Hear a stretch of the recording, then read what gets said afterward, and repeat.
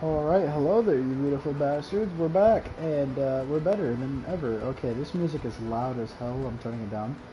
Um, yeah, I just took a quick moment to, like, grab a snack, eat some food, drink some liquids. I don't know why I said that, but... Okay. Well, forget that. Right now, we have the rest of this tournament to get through, at least the next couple of rounds, because if you did not know,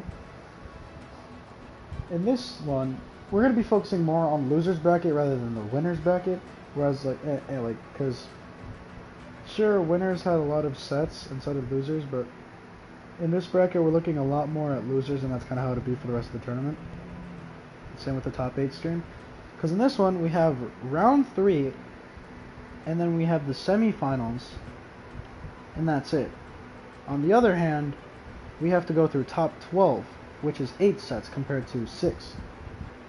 So in total, we're getting 14 sets in this one, and then the rest will be later on after this stream, which will be top 8 already. But right now, as you're looking on the screen, we got red team, which is comprised of Asuri and Zariel, and we have on the other side Reno and Wu Shang.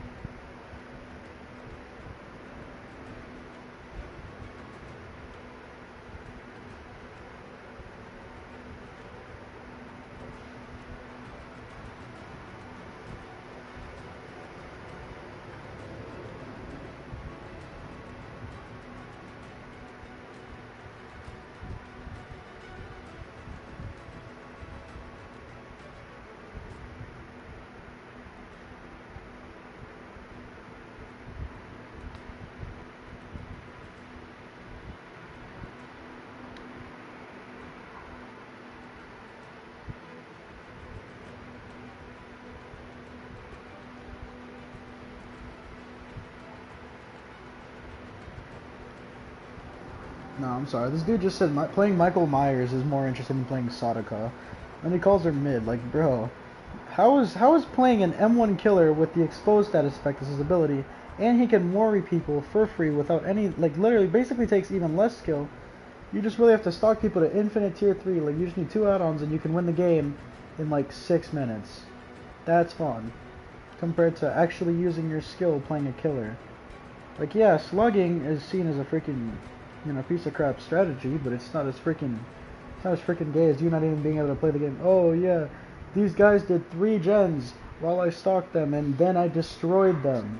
That's so fun because they didn't even get a chance. I didn't even have to hit them. I just grabbed them and killed them. That makes no sense. That's boring as hell. His playstyle is boring as hell once it actually gets active. And there's many ways to play him. There's jump scares Myers, but that's like the only interesting one. Regular Michael Myers is boring as hell to play. I'd rather play Sadako any day of the week. Even when she was garbage, she was more fun. This guy just hates Sadako for no reason. He probably had a bad experience with them or something, I don't know. Sounds like a trash player just talking a whole bunch of shit. Alright, but back to this. This is the first set of the tournament, and yeah, let's get it going. It just made me laugh that that guy really said that Michael Myers was more fun, and he hasn't played the Singularity because he doesn't think it's interesting. And he just started talking a whole bunch of retarded stuff. I'm sorry. The guy actually seemed mentally deficient, but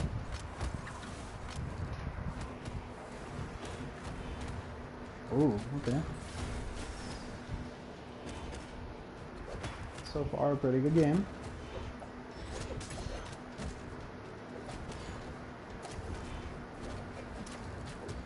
Okay.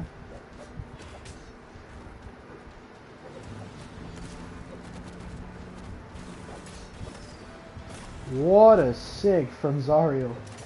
I forgot that I'm supposed to be commentating for a second because I don't know. Even though I've hosted 3 of these, I didn't pay attention. Anyways, okay, side air coming out from Reno, going really low there. Team Asuri and Zario actually doing very well so far. Okay, and then immediately the turnaround. Wu Shang heavily damaged. The only one left on his first stock, if I'm not mistaken. So that's really good for them. And not anymore, as now it's 4 stocks to 4, and to be honest, I'd have to say that red team has a small lead, okay, a big lead, now that Reno is essentially nearing his final stock in game 1. The best thing about doing winner's side in round 3 is, once it gets to round 3, no matter what, if you're on, at least if you're on winner's side, you're gonna get to play a best of 5, so there's gonna be a lot more time spent because of that. Hold on, oh, let him cook. This stream's usually about 2 hours, but last time it was a lot more because I started the stream very late and didn't pay attention, like an idiot. Oh. Started at 11, I did it at like 3, the first one, but this time I actually used the correct timeline and did it earlier in the day, so that wouldn't happen again. Okay.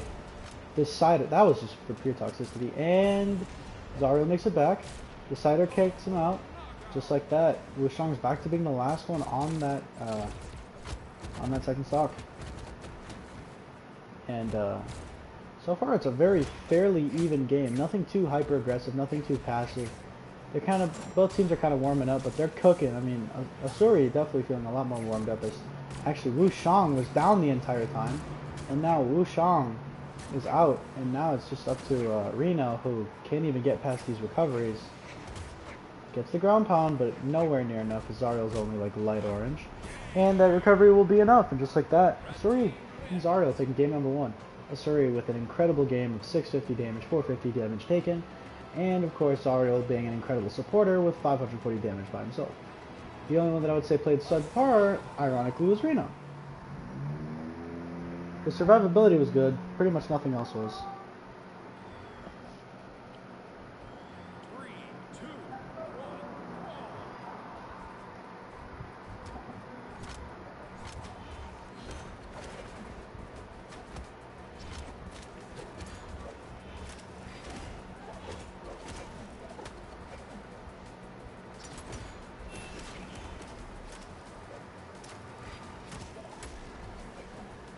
Okay, hold on.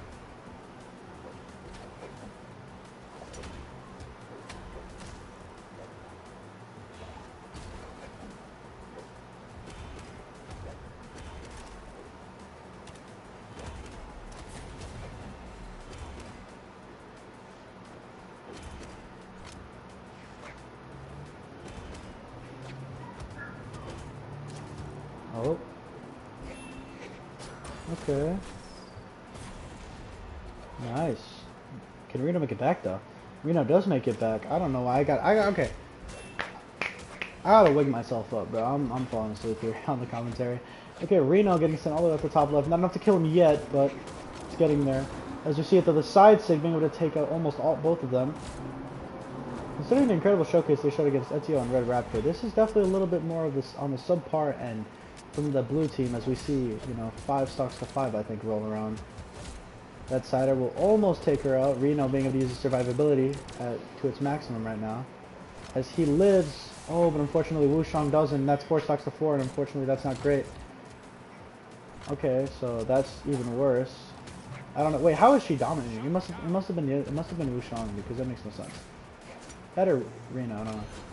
Because Reno has 3 stocks and Wu Shang's still alive. It's now 3 stocks to 3, so 3 stocks to 4 probably. So that he's gone. Oh no, this is not good at all for the red team. Wu Shang is gone. Yeah, they're falling apart, and they're falling apart fast. They got to figure something out, because Reno, despite having 2 SIGs or 2 stocks, is still at a massive deficit. Because I'm pretty sure his opponents both have 2 stocks each. So yeah, that's his second stock, and Asuri is dominating just like that. We're gonna look at a scary game 3 for these guys. Unless Reno can clutch this, but that'd be near impossible. Cider will take her out. Oh, that's it! That's it for Asuri stocks! I read it wrong. I thought that the one that had two stocks was her. Forgot she's the overcommittal player. So Reno going in with a ground pound. That's risque. Down air. Sider doesn't connect. The recovery does. Okay, it's down to final stocks here. He wants the orb. Okay, he wants the orb in this matchup. It's immediately slowed down a lot, like their medium bots. Okay. Okay. Whoa, Reno with the sider. He makes it back. He makes it back. Don't doubt him yet. Okay. Lot of hefty damage coming out from Zariel. That clashes. She dodges out. Okay. Neutral light, not enough just yet. Zariel's a great anchor as he does end up taking it 2-0. And just like that,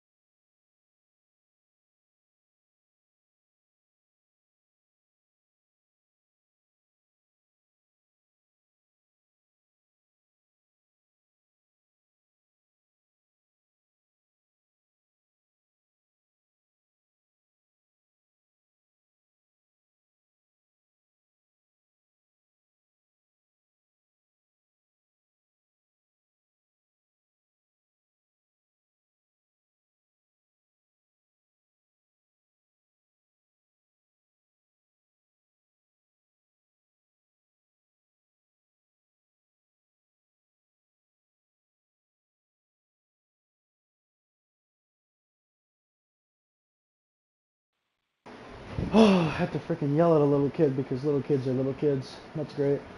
Um, Damn, Zariel with a carry job, but Reno with an even harder carry job. I didn't even realize that. Reno completely swapped the story. 700 damage and a loss. Poor Reno. Wish I didn't really get to play the game either, though.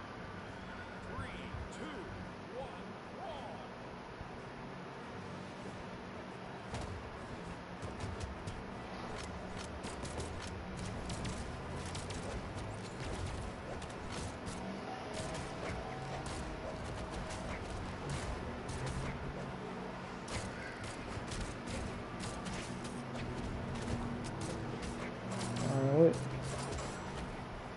Okay.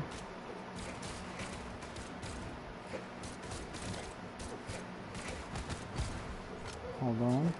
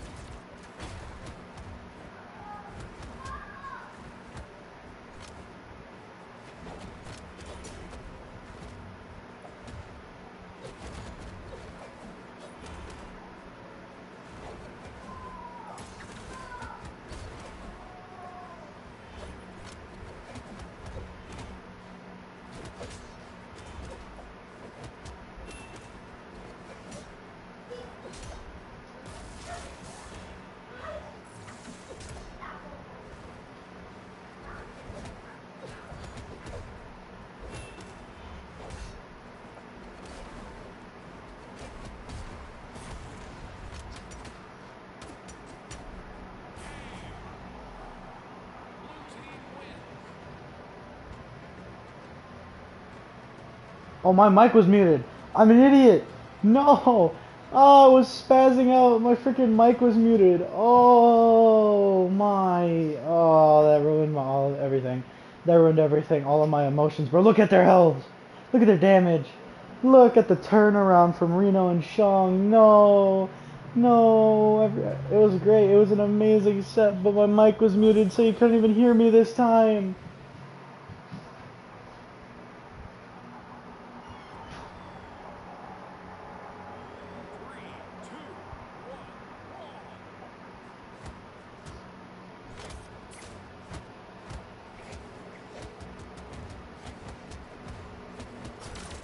Oh. Oh. Okay. Alright. Whoa.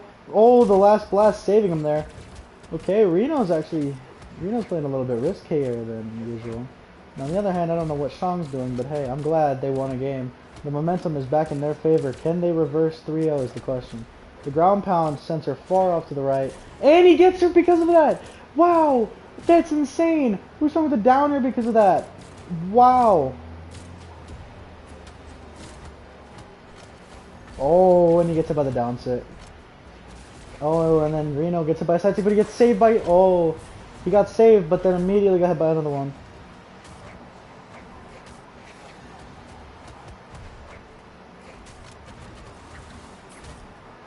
Hold on. Hold on. Oh.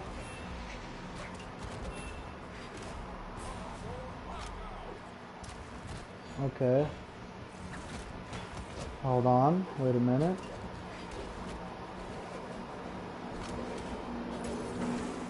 One second. Just let him cook. Let him cook.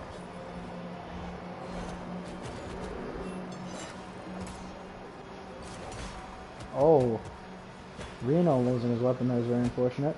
As you see, Shang, he somehow survived that onslaught, but I'm pretty sure it's 4 stocks to 3. I'm kind of just silent because I don't really know what to say. Like, this time I'm actually not muted, I just... Oh, neutral air doesn't kill just yet! That side, it will definitely do it for Reno. He just doesn't have the tools to get back up. The neutral air coming out from Shang. Oh, that ground pound will definitely do it, just like that. Reno picking up the orb. They're on blue team's on their potential tournament stock here, at least on winner's side. This could be his final stock on winner's side. We don't know. Maybe it's a 3-1. Oh, Cider. Cider again. Mare. Sayer. That does it. He has one more. I can't talk. He has one more stock. There's definitely potential for the reverse 3-0. I forgot what it's called. There's definitely potential for a reverse 3-0. It just takes a lot of teamwork here to do it. A lot of space coverage, a lot of option coverage, just not allowing basically to get back. And they do it successfully as Reno and Shang force a game 5. Reno with a 600 damage performance, same as Zariel. Zariel carrying Asuri now during the second round. It seems like Asuri is starting to take a lot of pressure. Is starting to crack a little bit under the pressure because I haven't really seen Asuri perform as well. You know, she's kind of been struggling a lot now. 3, 2,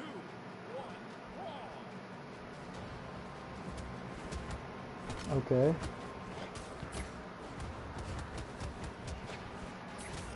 Hold on.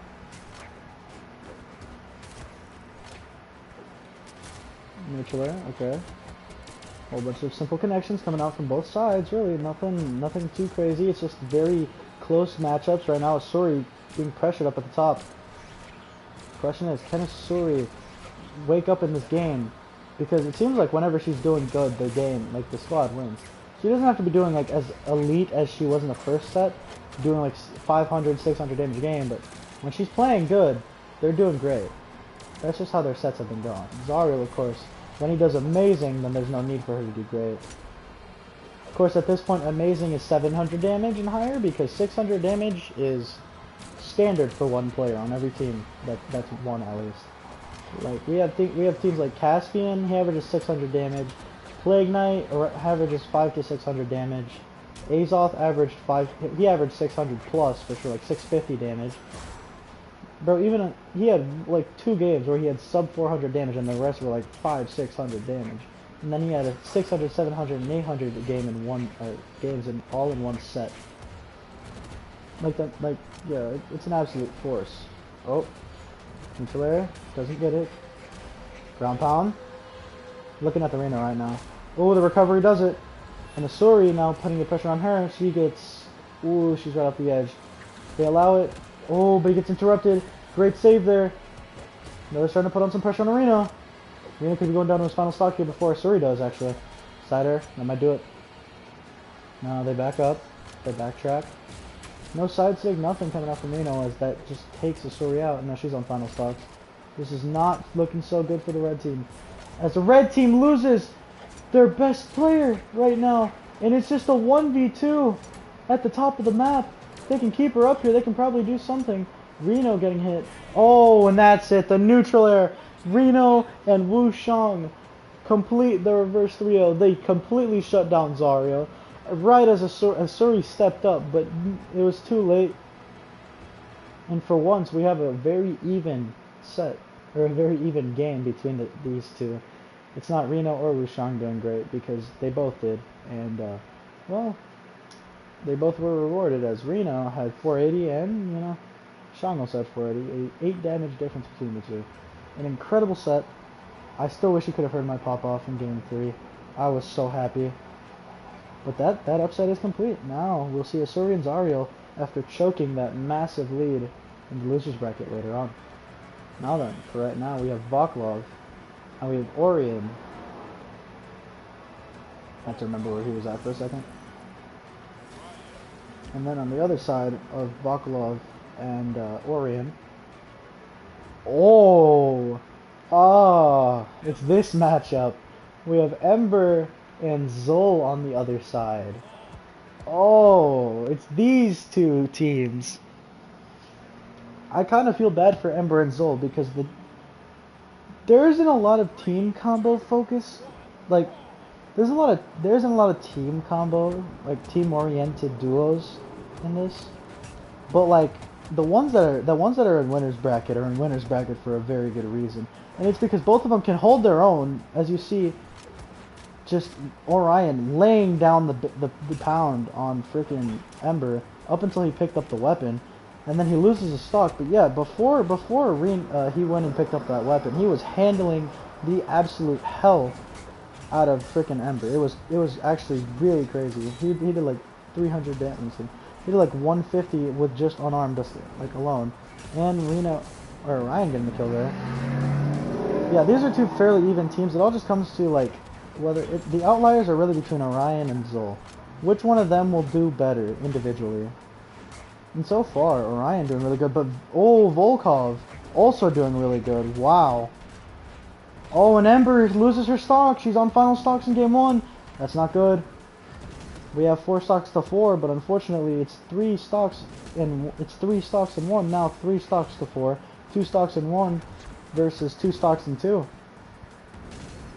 Oh, some good team damage.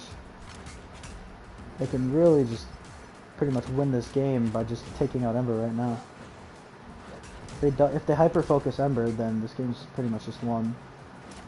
Despite that incredibly bad stock from Orion at the very beginning, after doing a really good amount of damage on there. He did like 150, had her red already, off of just a little bit of unarmed. Okay, it's 2 stocks to 1, so blue team taking the lead, but this can very much just get reversed, as we see. Oh, Ember's down. Oh, but so's Volkov! No! It's all up to Orion. He's on his 2nd stock. Oh my gosh!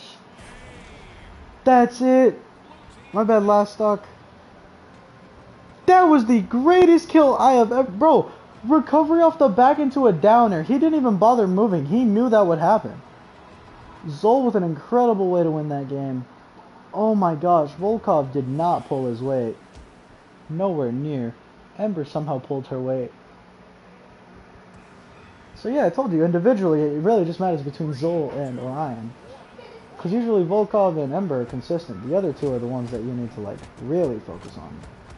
Ember, again, being the 4th place, most recently getting a 4th place finish. And there's literally no placements for the other team. There's really low expectations for Orion and, you know, Volkov, because I'm pretty sure this is Volkov's 1st tournament and Orion's 2nd. Like, this is really not... It's either Orion's 2nd or 3rd, but he has no expectations to be this far already. Top 12 was not an expectation for these guys. But they're making it happen. I mean, Ember and Zol definitely had a little bit more expectations, as they had, you know, the most recent 4th place finisher. Being able to beat out Titans with the strength of Zol. So... double dare, triple dare, that kills. He's out of tools. But yeah, it's really just... Of course, it just depends on, like, if Orion and Zol, like, if they both play a very even game, then it just depends on who is actually, like, because the thing about Volkov is, despite his odd, like, his odd games, usually his sets go fairly consistently from what I've seen. In the 1st set, he was incredibly consistent, being hyper-aggressive, being very good offensively, or not offensively, being very good at controlling the area around them, and just overall doing very good. Now, on the other hand, Orion is just like the Onyx of the squad. Just go out there, do as much damage as possible on Lance, and then on Spear, you can just continue. You can do this double space control team, like team comp with those. Like, just being able to switch playstyles depending on the weapon is incredible. That's incredible versatility. Because it'll really annoy people, and then when you decide to start swapping playstyles midway through, they're like, what? And just like that, they have another lead, but Volkov playing around with his stock, and he kills himself again! Oh, but he has another one. This time he can actually afford it. Okay. Because that's a kill. I don't know if this is a one-on-one. No, it's not. It's still 2-on-1. Okay, Orion just needs to... Yeah, exactly. Like, one person baits or one person covers this option, and then the other one covers above it, essentially. Or next to it, if they're in the air. And just like that, Volkov and Orion take another game. No carry job on either side. Actually, no, Ember carried Zol this time. Zol and Orion kind of swapped spaces, only Orion doing 680 damage. again, incredible. Like, this is like average damage for Orion at this point. Because, like, Orion is averaging around, like, low 600 damage. Low 600s. Well, if you're looking at, like, Reno, or not, oh, if you're looking at, like, Reno, he's averaging, like, Reno's averaging, like, high 500s per game, and then there's Caspian and Azoth who average, like, high 600s. Probably almost 700 for Caspian. And there's Plague Knight who's averaging, like, 600-ish. Like, probably, like, high 500s, low 600s, like, it's just all stupid. Because it's, like, the offensive guy gets his, like, the offensive guy, when he's on, he's getting 600 plus damage. Orion out, Volkov not out yet, but yeah, like, it's more of about, like, how consistent, because, like, if you look at Volkov, this is probably his least consistent set, where he went from a terrible game to this really good game in game 2. But for the most part, if he has, like, a bad game, he'll continue to have bad games, and Orion will just kind of cover for him. Whereas, you know, you'll have, like, Wu Shang, or not Wu Shang, but, like, Ember, where if she has a bad game, that's fine, but she'll stay consistent on the good games. Like, she'll go back to having good games. Because that's kind of what she's expected to do. Oh, the ground pound. And she doesn't make it back up. This is crucial. Pretty sure that just forced 3 stocks to 3. And now they're getting the team combos going. Okay. This is scary. We're starting to spam SIGs. I love it. SIG spamming is so funny. Usually I like to see it lose, but for the bots, honestly, SIG spamming would be hilarious to see them win. The side SIG! It doesn't kill though! Oh, whoa, and that's game. Ember and Zol turning it around on the momentum shift map. Volkov is doing terrible this set. He's kind of this is the first time I've seen Volkov be on and off and on and off. Usually he's either on or he's off. Like, he's not on and off. If he's continuing to be on and off and on and off, this pendulum will swing in the favor of Ember and Zol in game 5. Now then, that also just depends on how well Orion performs, because even in his off games, even in the second set where he was off, like, really bad off. Oh, he's dead. He's dead. But so is she! She overcommitted! Oh, that's unfortunate. That 1-for-1 is amazing. That 1-for-1 is amazing for the blue team more than anything, because Ember's still, again, Ember's consistency is just really on, like, sneaky, like, getting picks and pricks, and sometimes going for team combos every now and then. That's kind of how this playstyle is going. Oh, and Ember's already on her last stock. This is immediately worse. Whereas Orion is easily able to shift playstyles, and that kind of forces people to change. And we saw it there as Orion taking out Ember's stock, but now we've kind of got a more even game. It's 4 stocks to 4. Only Ember has 1 stock, and if they take her out soon, this could be it. That down sig will take Zol out, and that gives them a perfect opportunity to get this 1v2 onto Ember. So far, she's not taking any damage. She's playing it safe. She's running away and not really doing anything too stupid or like callous or just brave. The side sig, not enough just yet, but they're still going to hyper focus her, because if they do, that's 3 stocks to 2, and it's in the very big favor of red team. As if I'm not mistaken, actually it might even be 4 stocks to 1 or to 2. Because I think Orion has 2 stocks, yeah. I know Volkov for a fact has 2 stocks.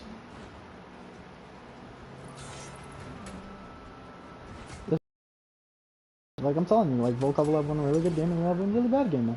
If the pendulum swings, the pendulum better stay, or else if it doesn't get stuck, Orion and Volkov are going to lose the set due to it. But yeah, Orion seems to be getting his numbers no matter what, which is very impressive, because he's kind of been able to flip the switch, flip the script. Like I said, he has 2 stocks. I knew that.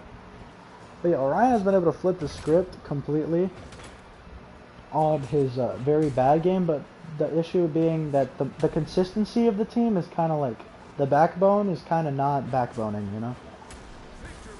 Like, it's kind of having its spinal deficiencies. Like I said, 356 damage. So I guess in this set we're going to see a consistently bad Volkov, because that's another bad game from him. Despite having 2 stocks of his own, despite taking 2 stocks.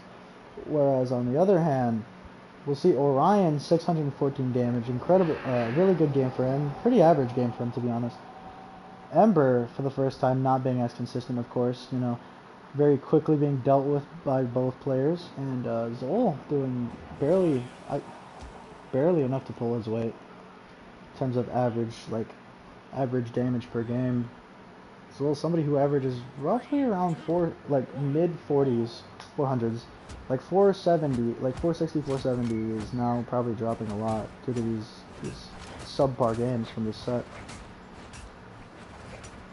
On the other hand, Orion is completely taking over, no issues whatsoever.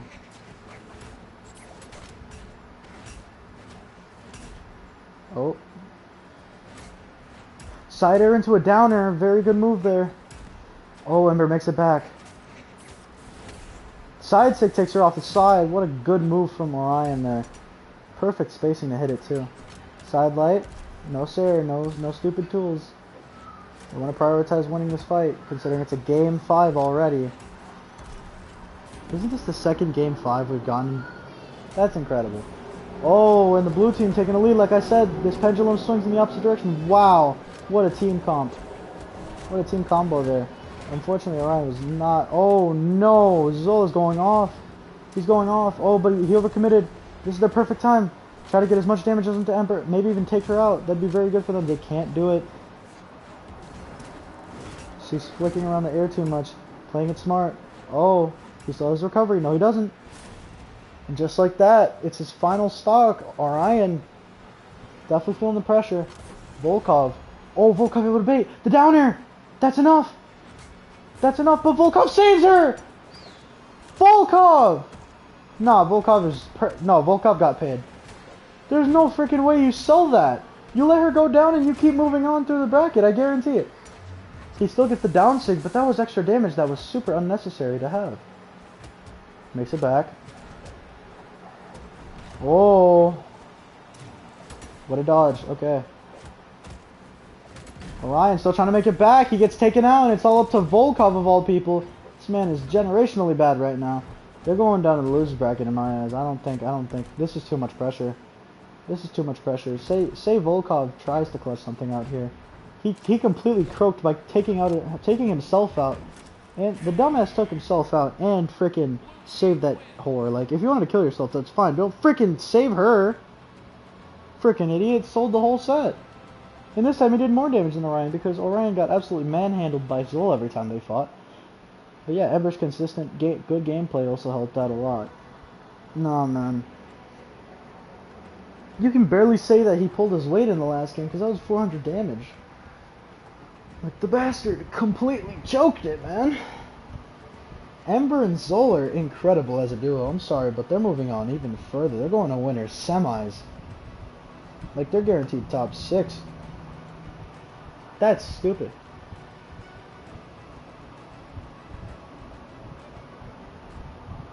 It's actually incredibly stupid. I don't get why this game is like this, bro.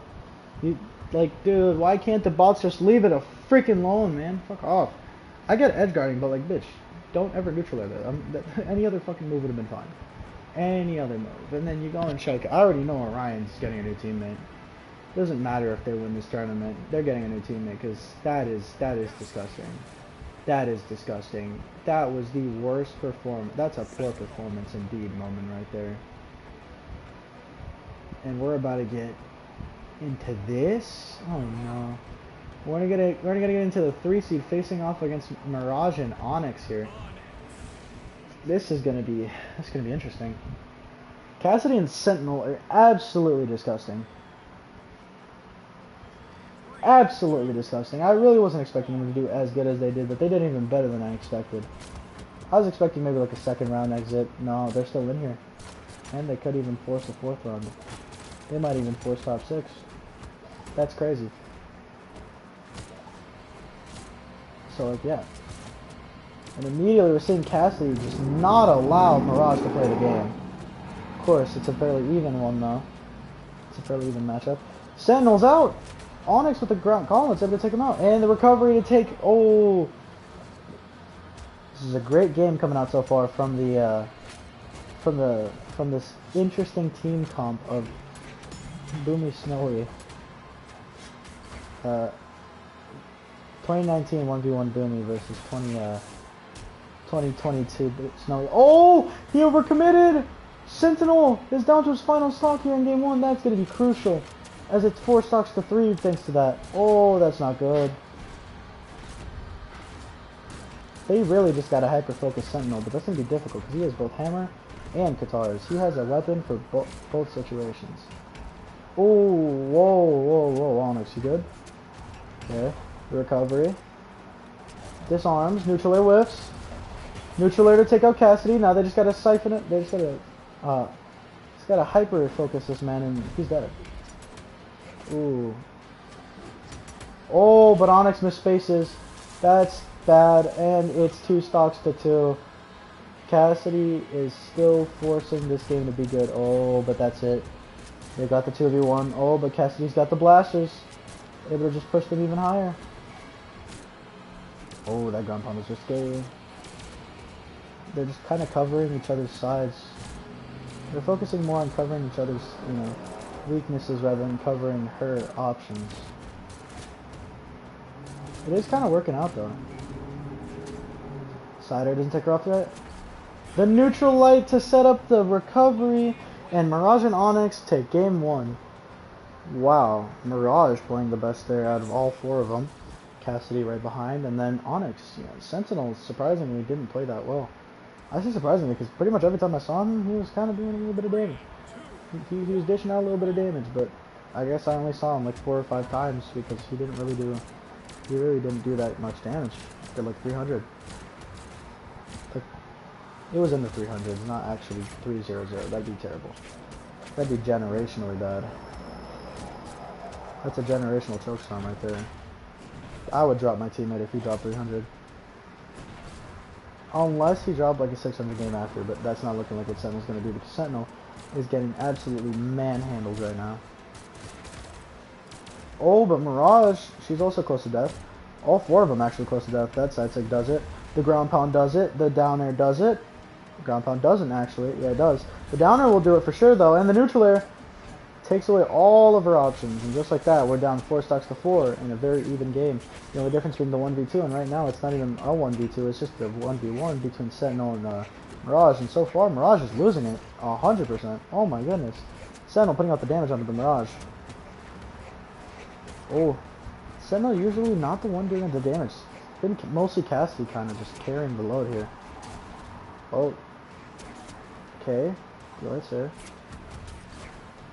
Okay. Oh, the dodge is too early. Oh. The down there, the ground pound, the other ground pound. Ground pound, okay, that kills. Oh, couldn't time it properly. Or space it properly, couldn't see that. Doing a lot of damage into Cassidy. They already know that Sentinel's just basically 1 click away. Oh! The downer not enough. That high defense coming into play.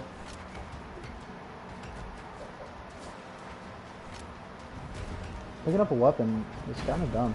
Recovery kills, okay.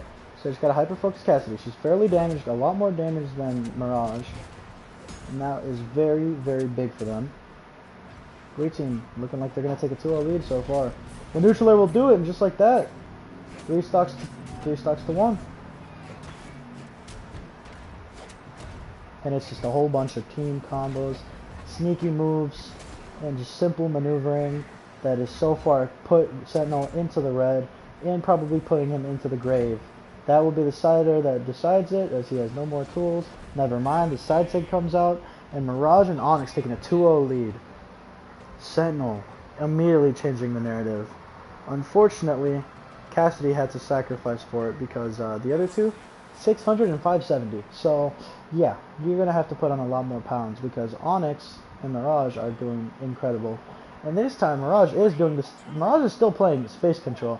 She's just kind of starting to master it, whereas Onyx is still playing that crazy, offstage, I'm going to kick your ass type of just gameplay where it's just like, he's like, I came here to kick ass and chew gum, and I'm all out of gum.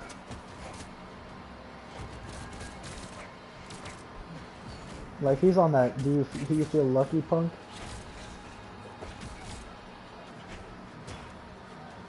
Oh. Okay. Side sig hits. Oh. We're gonna focus. Oh, he's able to split them up pretty well. Oh my gosh! Neutral air ground pound recovery to take him out. I'm telling you, that was improvised. I know that for a fact, but that was still a really good way to kill. Oh, that recovery might do it. Oh, and it does. Unfortunately, she has no other tools. And again, Mirage still trying to get a weapon, trying to sneak in, but it's not working. She's taking a lot of damage for it. You gotta go in and help her. That double hammer is gonna cuck her. She's still taking damage. Onyx is in the middle of the fight, and they're just ignoring her. Mirage taking an insane amount of damage. I mean, now they got their team-oriented play, so Mirage down to her final stock, though, in Game 3. This could be a Game 3 win for Red Boys. Oh, the Syrup Kid is out. It's got one more stock left. Oh, and Onyx with the dare recovery. Do it again. Trying to get the damage. Oh, she's disarmed. Side light. Oh, Sarah whiffs. The ground pound, that's enough. They just gotta take Mirage out, and that's it. Oh, that down air, almost enough. Ground pound into recovery. Good team combo there. Oh my gosh. There's no way they reversed that. Side light and light nair into a freaking neutral air from the cannon to take her out. Oh, she might be gone, but this is Onyx. I'd rather take the Mirage, because Mirage, I'll be honest, she's way better in 1v1s, just placed way higher, placed 12th place. I haven't seen anywhere near that good of a placement from either of these two. Tell you what though, Sentinel, making it look easy right now. Oh, that neutral light disarms? Oh, and the side air does it! What a comeback! Incredible game from Sentinel. Sentinel's leveling up more and more. Unfortunately, Onyx was not able to put out as much hurt this game. That probably led to the victory. 3, 2,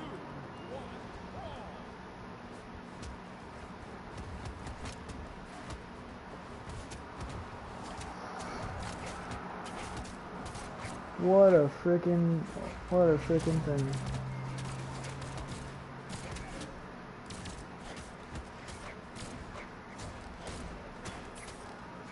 Oh. Okay. Hold on.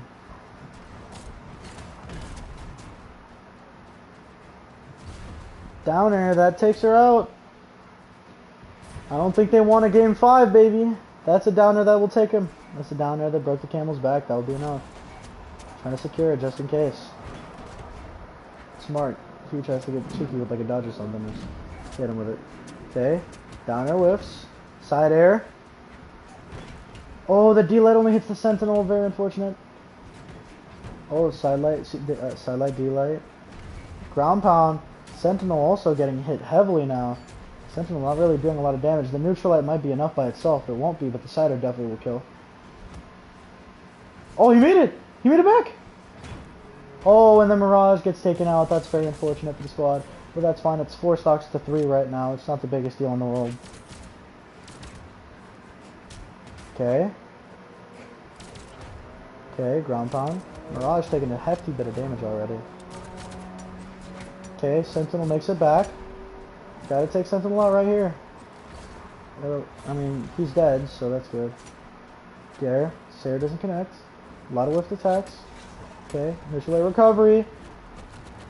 And it's over. I told you, 3 stocks to 4. Sentinel was the one with the 2. Now then, the blue team showing a great deal of skill right now as they're taking out, what, Sentinel's final stock? Oh, the side sig almost did it. Oh, the end sig. Tried to get cheeky, but he couldn't. That side will do it. And just like that, it's the first 3-1 and not a 5-game scenario for once. Sentinel and Onyx upsetting the 3 seed. Or, no, my bad. Mirage Onyx upsetting the 3 seed Sentinel and Cassidy. The play style of let Onyx go hog wild and Mirage controlling the floor worked perfectly because Sentinel couldn't get open and that momentum shift didn't help because they got the momentum shift map too. Because, look, 338 from Sentinel, they didn't let him get online at all. Cassidy was already just getting devastated all the previous games. It kind of just relied on Sentinel to wake up, and he did, but fortunately it was too late. You know, Onyx doing about the average that a player does, and Mirage with an incredible showout, not taking 300 damage and dishing out 700 with 5 stocks. What an incredible showing. What an incredible showing. Personally, great set. Great set. Personally, I say it's a great set. Showed high display of skill on both ends. Blue team did amazingly, but now we have to go back to one of my favorite teams. That's Ragnar and Dusk, who just got sent into losers, versus Kaya and Jae-yoon. Oh wait, no, this is winner's side, is it? Yeah, this is the last bit of winner's side, right? Because Ragnar and Dusk completely clutched up against Nai and Lin Fei. And I just remember Nai is a 3 seed, and Nai is was like 3rd place. Oh, I forgot about that incredible clutch. I completely forgot it existed. I don't know why I did that, but here we are. Ragnar and Dusk, the incredible clutch coming from Ragnar, being able to mind game his way past both Lin Fei and Nai in that incredible 1v2 on this map. And Kaya and Jae-yoon, they've kind of just been playing really good Brawlhalla. They completely destroyed, and I mean destroyed, Brendan Vector, and then they destroyed Ogrim and Pia in the first game, and they struggled a little bit after that. But hopefully Ragnar and Dusk are either their match, or their run and winners doesn't end here. They have 5 games to decide who will be the victor. Hopefully it won't be the team that's currently winning, but I'll tell you what, it's probably going to be the team that's currently winning because they're absolutely devastating. My goodness, look at the way they move. Maurice, I cannot move it anymore. That's kind of what that reminded me of, because Ragnar could not move. Oh. Oh. Okay. Dusk already heavily damaged, but we're looking at 6 stocks to 4, 5 stocks to 4, probably 4 stocks to 4 in a minute, but... Oh, that downside would have definitely done it. The recovery does it, but regardless of being 5 stocks to 4, the damage... Oh, the damage! Ragnar doesn't even need Dusk! He doesn't even need Dusk! That's it! That is Jae-yoon's stock! Jae-yoon evidently has just been frauded again. Even though he hasn't lost a set yet, he's kind of, like, outside of against Vector, it was like his only show-up performance. He kind of proved that he is a fraud, I'll be honest. Now then, on the other hand, we're currently looking at Dusk getting manhandled at the top. They're both on final stocks now, red team. A little bit more pressure on them. Kaya, I think, is barely on her second. Jae-yoon's gone! Jae-yoon is just gone! This is the perfect opportunity for a 2v1. You just gotta hope that Dusk doesn't overcommit too much and let Ragnar cook. No, Ragnar's gone! No. And oh, but Kaya's too. Oh, he has to deal with... No, Dusk has to deal with Kaya's lone stock with red health. That is not good. That is not good for the sorcerer. Sidelight. This air does it. And just like that, Kaya still being able to clutch out the game. Wow. That was really good. Kaya with the 600 damage performance. Dusk just playing bad. He hasn't really woken up yet at all in this tournament. Now then, on the other hand, Jae-yoon hasn't woken up either. So it's really just between Ragnar and Kaya. Who between those two can perform better? And so far, Kaya said I can. And she proved it. Because, yeah, Jae-yoon got manhandled by Dusk in that final stop. And before that, he got manhandled by Ragnar. And before that, he got double teamed. So, like, you tell me, like, he got double teamed and then they focused on Kaya and then they killed her and then they went back to, you know, manhandling him. Like, you tell me who's really the worst player here. Is it the fraud? At least he's still a fraud in 1v1s. I hope you know that. No matter what, he can win this tournament and still be a fraud in the one-on-one space. We've seen him get second place in the first tournament ever and then just like choke. So, but yeah, he could have frauded. The only thing I know right now is that recovery is going to take both of them out, and I think it's 6 stocks to 6. here in game 2. Side air, double stare. Oh. Okay, he was gonna get the recovery, but he doesn't get it. Kaya trying to remove the weaker Link while Jaehyun is just outspacing. And they both get the kill. Just like that. 4 stocks to 4. Neutral air, okay. Down air whips. Down air. Oh, the double dare. Oh. Ground pound. The recovery doesn't hit. The neutral air. The recovery doesn't hit. The ground pound will. Oh no. Ooh, the ground pound. Kaya makes it back. But they're manhandling Jaehyun once again. Oh my goodness. This might actually be their game to win this. They might actually win it because Jaehyun's still getting manhandled on the top side. And it is 4 stocks to 2. That or it's 2 stocks to 2 right now. And yeah, Jaehyun's not looking so hot. Recovery, and that takes him out. And it's all up to Kaya once again. She did it last time, but can she perform another 1v2? She gets the double dare. Not really, she just gets 1 dare and it hits both of them. And then, okay, a little bit of damage being put onto her. Okay. Definitely still winnable. Yeah, okay, it's getting less winnable. Even if she hits this, I'm pretty sure it'd be a one-on-one. And it would not be a good one-on-one. Okay. Oh, the neutral air into a ground pound recovery using the platform as it moved. Oh, what a grandiose show. Look at that. Dusk from 300 damage, 735 damage. Ragnar, 597 damage. These guys combined average 650-ish damage. That's amazing. Jaehyun did not get to play the game for a second time in Kaya, despite having a 570 damage performance.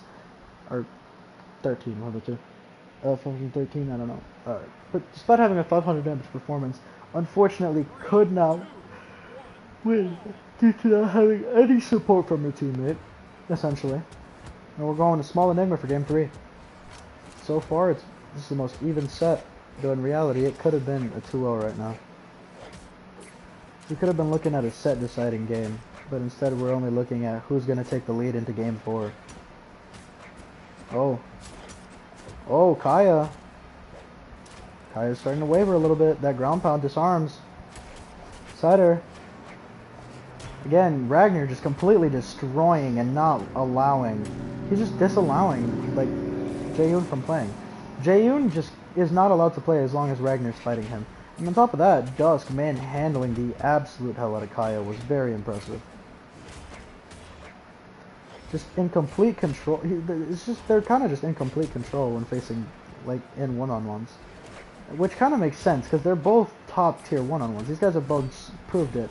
Then again, so have Jaehyun and, like, Kaya. Like, these are 2 different team comps that have proved that in the 1v1 space, they're really good. The only difference being Jaehyun got frauded in the most recent tournament. Ragnar, I think, didn't even make it. And if he did, he got further than both of them, because Kaya also kind of got frauded. Got 2nd place and then got a 2nd round exit, so you tell me. But yeah, both Kaya and Jaehyun have already placed higher than probably most people expected. It's not like they're bad, okay? Don't think they're bad. They faced Lucian and kind of lost terribly. I mean, Jaehyun lost terribly. I don't remember Lucian really having an easy time with Kaya. I could just be wrong, and maybe he was a 2-0. It could have been a close 2-0 though. Side air, gets back up. Neutral air, properly spaces it. Doesn't get the D-light. Picks up the guitars. Neutral air. Oh, he overcommitted the ground pound a little bit. Slightly off from being dead. Okay, side air, not enough to kill yet, but he's in kill potent. Neutral air will probably do it. I don't think Jaehyun has enough tools. He does not, and he falls to his doom. And just like that, Kaya back left in the 1v2 for the 3rd time in a row. And this time, it's another 4 stocks to 2 situation. And she's even more damaged than prior. Just with the side air. The side air will do it, and just like that, Ragnar and Dusk taking a 2-1 lead. Both of them doing 600 damage. No. We clip that right now. We clip that right now. They both 613 and 615. You're getting absolutely clobbered. No, you two are getting. I don't even care if Kaya did 800 damage, because usually you lose those anyways. 800 damage is too much damage for one player, even if his teammate has 600 damage. I'm not joking. That happened with Caspian. He did 800 damage. Teska did 570, and they lost. We also had a 900 damage performance from Rayman. He lost. 800 damage performance from Azoth, and he choked. Yeah, just pretty much if you do the 800 damage, you're doomed to lose. Especially if you get really, especially if that was your game to win. Tell you what though, in game 4, it looks like they're trying to force a 5 because this is a big difference from last game. Despite both players dealing 600 damage, which would probably be a mentally distressing, just mentally damaging game for you. Personally, I would have to just accept that they're better. For both players to do 600 damage, and then you come out here and you just tie it up at 4 stocks apiece after taking a lead. Like, bro, that's actually insane.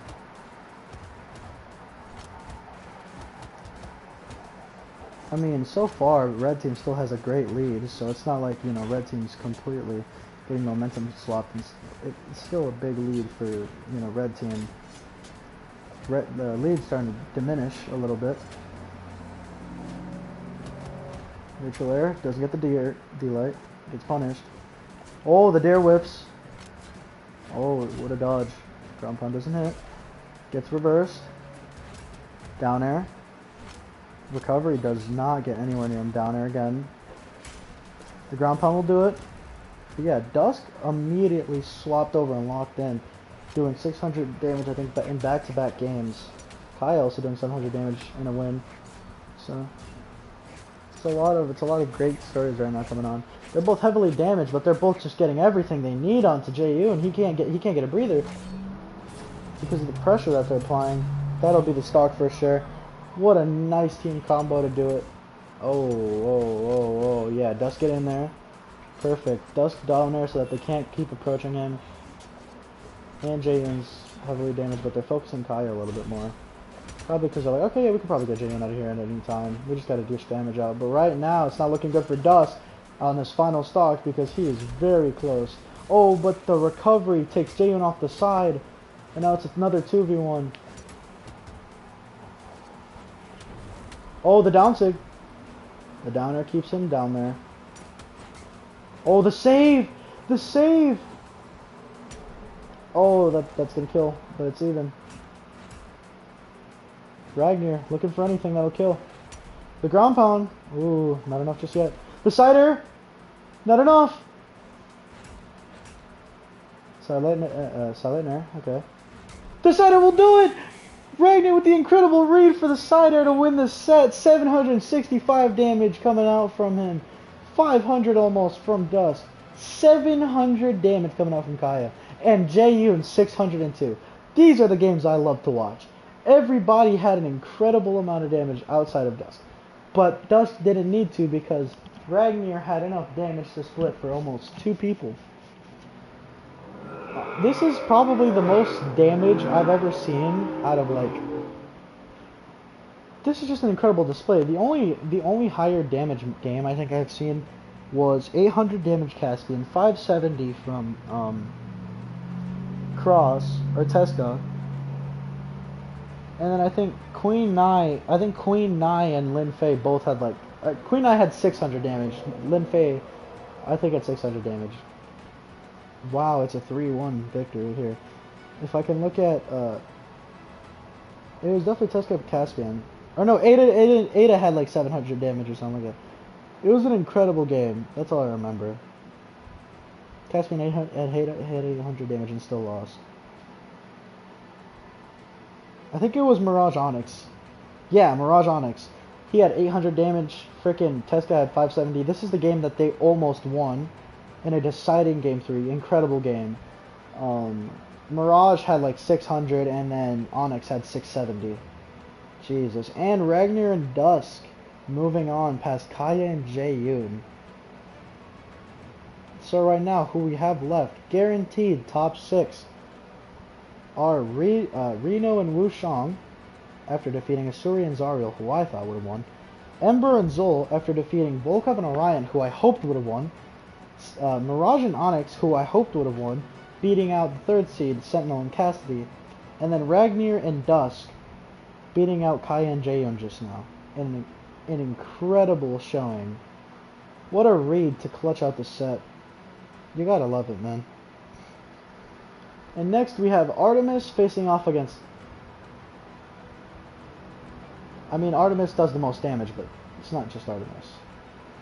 Alright, we have Nai. We have Nai and Lin Fei returning. And they're going to be facing off against... Oh, right, this team. They're going to be returning and fighting against an incredible duo in Artemis and Mako.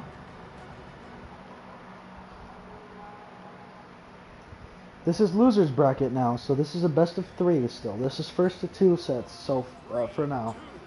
There aren't going to be best of 5. There isn't best of 5 sets on losers until the next stream, and then we're getting on with it. First map we get here is Air Temple. Okay. Alright. Sidelight. Good amount of damage, being able to respawn there. Great coverage for Mako. Artemis kind of backing off a little bit. I don't know if she's trying to fight Queen Nai instead or something's going on here, but Mako's taking a hefty amount of damage now. Her being the most damage player on the board, but there is... Dude, that Queen Nai freaking Barraza Mordex set with like Lin Fei, that was really good too. There's a lot of really good sets in this tournament. A lot of really good sets that I wouldn't have expected. The recovery into a down air? I would have done a neutral air or a side air. Oh, and that down sig will definitely take him off the bottom. Or her off the bottom. There isn't a single male on the screen, my bad. And, yeah, Queen Nai, oh, that ground pound will do it. Queen Nai still gets back up thanks to Lin Fei's distraction. Oh, ground pound. Okay, side light. The side air, not enough to kill. The neutral light will definitely send her off the side as well. Okay. I remember watching the first time and they were just 6 spamming. There's just a lot of 6 spamming going on. Ooh, good kill out from Mako and another one to get the double. Okay. And immediately getting some good damage. Whoa! No team combo there. I would have team comboed for sure. Especially if I had the cannon neutral air. She was perfectly set up for it, but the ground pound recovery takes her off the top. Just like that, Mako is left alone here. She's the only one on her second stock left. Everybody else is final stocks. Artemis comes back, immediately puts the hurt onto Lin Fei. Lin Fei definitely not feeling as good. The ground pound neutral instead of the recovery. Wow, she didn't want to confirm it. She just wanted to kill. She just wanted the proper spacing. Okay, respect it. Okay, neutral light. Whole bunch of damage coming out onto Lin Fei now. Oh, side light, nothing after it. Alright, and light nair. What a dodge. Ground pound. Oh, and the double KO. And Queen Nai is left to fend for herself as Lin Fei has finally lost that stock of hers. This is definitely doable. You just gotta take out, you just have to take Mako out, but I don't think Artemis is gonna let you. You're gonna have to side air it. For recovery, yeah. You're gonna have to find a quick hit here in order to take her out. Oh, oh! Okay, Queen Nai taking a lot of damage. The dodge. Oh, she got both of them. She got both of them again. Another clash. Oh, and that will be it. No, it's not! Her high defense. Queen Nai never died. The side air. It's not enough. The neutral air is not enough either. Oh, the down air. The down sig! But she gets ground pounded. And Mako. Oh my god, it's deeper than deep red. And she gets it! The incredible comeback from Queen Nai! 800 damage! And she won it! Yes! We got it! The second highest damage game. And she wins it. Queen Nai with an incredible clutch. She didn't even carry Lin Fei. Lin Fei pulled her weight. Barely, but she pulled her weight. Mako and Artemis doing, dude, a combined 1100 damage. That's so stupid. 1200 damage, my bad. Dude, Queen Nai with the 857 damage in a clutch win. Oh my gosh. I will never count Queen Nai out ever again in my entire life. Not only is it Queen Nai never die, but it's also long live the Queen, bro. Oh my gosh, what a clutch out. She's one of 4 people. 4 people to hit 800 damage. She's also one of 1 people. She's the only person in this tournament, of course, 800 damage. She's the only person in this tournament to have actually done as incredible as win the game while doing while accomplishing such an incredible feat. And because of that momentum, Lin Fei's feeling it, taking out Mako very early. I know Mako's already devastated. They allowed for such a crime to happen. Lin Fei with the Nair takes her out, immediately putting the hurt. What a dodge and then into a side air. What is this? Oh my god. The incredible movement coming out finally take out Lin Fei. Easily the engine of the duo right now. Queen Nai, obviously, you know, she's the better player individually. But Lin Fei's been taking stocks and been doing a great amount of damage too. She's doing a lot against Mako. She's kind of just sending her to pound time. Wow, this is insane, but I didn't expect that out of Queen Nai. Long live the Queen, bro. Oh, the side air takes her out. For sure, 100%. Now the question is, can Lin Fei die first, or will it be one of these two? Okay, recovery, doesn't disarm. Oh, the down air doesn't pick up the right person. And it takes Artemis out because of it. Oh, and that's another double KO for Lin Fei. Lin Fei having 4 stocks in this game. She might actually complete the 6 stock achievement. Not to mention okay, Artemis with a double KO of herself, responding very quickly. Not allowing this damage to get outrageous. What the actual heck is going on, man? Okay. Mako starting to put on some damage. Oh, and she gets ground pounded, and that's going to be her stock, and now it's a 1v2. Oh my goodness, Lin Fei with 5 stocks. 5! She's got to have 600 damage. By now, at least. By now.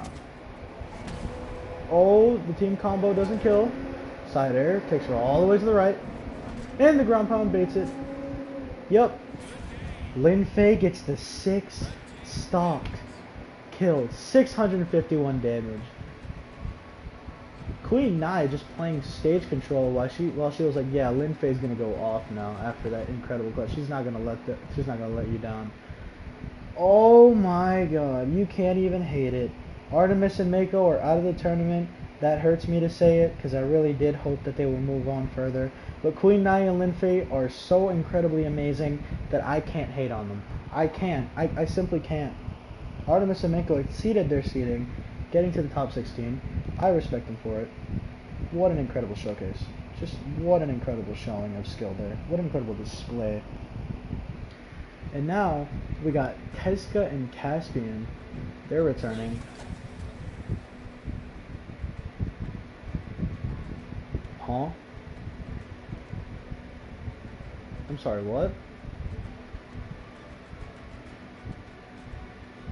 Was it not Caspian this whole time? Oh no, it's because I have played. Okay, well then I'll just do Teska because I don't want to freaking change that. It's too much changing. Alright, well we have Teska and Caspian on the left side here. And they'll be facing off against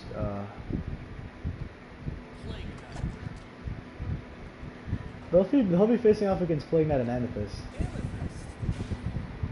Yeah, this is gonna be a set. I really hope it's as amazing as the last one.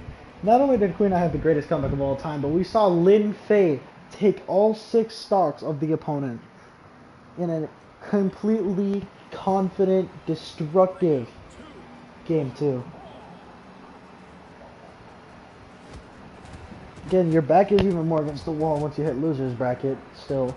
So, you know, you're completely locked in, because if you're not locked in for a moment, you could lose the entire set. 1 minute, one small mistake could, literally one small mistake could spell out your entire loss. But right now, the red team taking a slight lead. Starting to diminish. Ground pound. Recovery doesn't hit. Or doesn't kill. So far, Plague Knight playing way better than Caspian, from what I've seen. Oh, Caspian picks up the guitars. Gets the down sig. Took it personal. This is the only mirror match we can actually have. Unless... Oh, what a team comp. Okay. There could be one more mirror match, and that'd be Zol and Ember, but they'd have to lose this next set. And then this team would have to make top 8. Oh! Like, they'd have to lose the next set, and this team would have to, you know, Amethyst and Plague would have to move on to be, like, past Caspian and, you know, past Caspian and Teska. And so far, it's looking like it might happen, because right now, what is it, 5 stocks to 4? The ground pound does it, the recovery, get him off of him, yeah, that's how you do it. Ground pound takes him off the side. Now they're going to hyper-focus. Down air, neutral air. Okay. Doesn't get the kill. Plague Knight's still alive. Fortunately, Amethyst isn't. Caspian heavily injured here, but so is Plague. Oh. Oh. Caspian has the weapon. The Cider will do it. Yeah, Plague Knight's just winning these interactions against Caspian. This mirror match is completely in the Plague Knight's favor. Okay. Alright. Uh-huh. Let's see it. Oh, the N-Sig! I knew it as soon as he dashed in. I was like, no, he went into it. That thing is stupidly long. It's like 30 frames. Which, if you don't know, is half a second long. That's insane. Oh my goodness. Both members have one heavily injured player. It looks like Teska, he's out. And now it's kind of just up to Caspian. Can Caspian defeat even Plague Knight, who's just been destroying him? No, because he can't even get past Amethyst. Amethyst with 700 damage. Dude. Plague Knight, 566 damage. Caspian, 617 damage. Amethyst, 699 damage. Frickin' Teska, 496.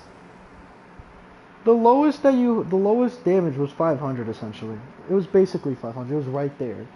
Like, this is elite gameplay. This is elite competition right here.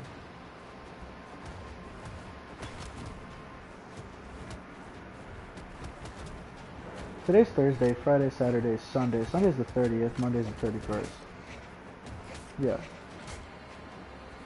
Damn, it's already the 31st of July. Like, it's almost August already. That's insane.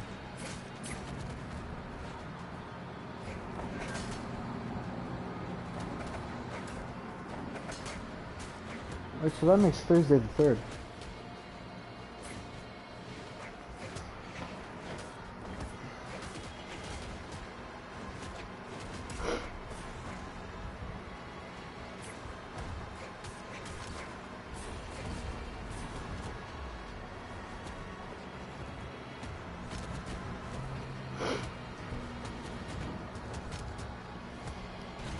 Sorry, I'm just doing math for scheduling and stuff like that.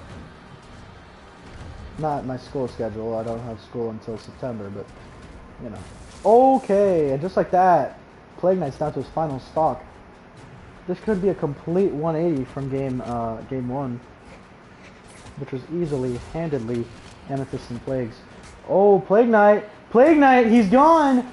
It's all up to Amethyst, and she's gone too. She's down to her final stock here. Teska is dominant. It says it on the screen. He's dominating. Okay. She just let Teska rock. Okay. Caspian makes it back. Unfortunately for her. Amethyst, after an incredible showing, it looks like it's going to be a bit of a struggle. But down there will take her out.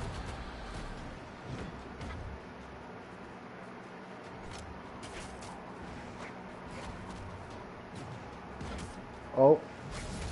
Oh my goodness. The N-Sig into the side air. And that will be it for game 2. They're forcing game 3 Caspian. Both Caspian, Plague Knight did more damage than Caspian.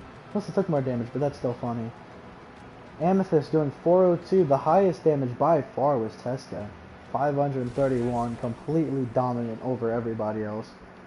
Such a low damage game. That's a very good showing. 3, 2, 1. Alright. Let's see it.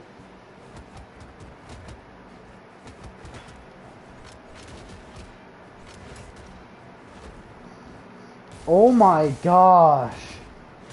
I was so speechless just watching. I was watching both at the same time. I was like, oh damn. Oh damn. Like Teska just manhandled there. And he gets back up there too. Oh, that's pain. Okay, the Insig. Recovery. I already know that Plague Knight and Amethyst are a little bit more nervous now that it's 5 stocks to 4. Or 5 stocks to 6. Probably soon to be 4 stocks to 6. Maybe even 3 stocks to 6. Teska is just not allowing Plague Knight to play the game. Just like that, 4 stocks to 6. Ground Pound doesn't connect the side sig, and now it's 3 stocks to 6. 3 stocks to 6. The Ground Pound will take out Caspian. We have seen one of the most incredible just turnarounds ever from Queen Nai and Lin Fei, going from, you know, 6 stocks to 3, turning that into 3 stocks to 0. They didn't lose a single stock, they took 6 straight. Oh my, side sig. The question is, can we see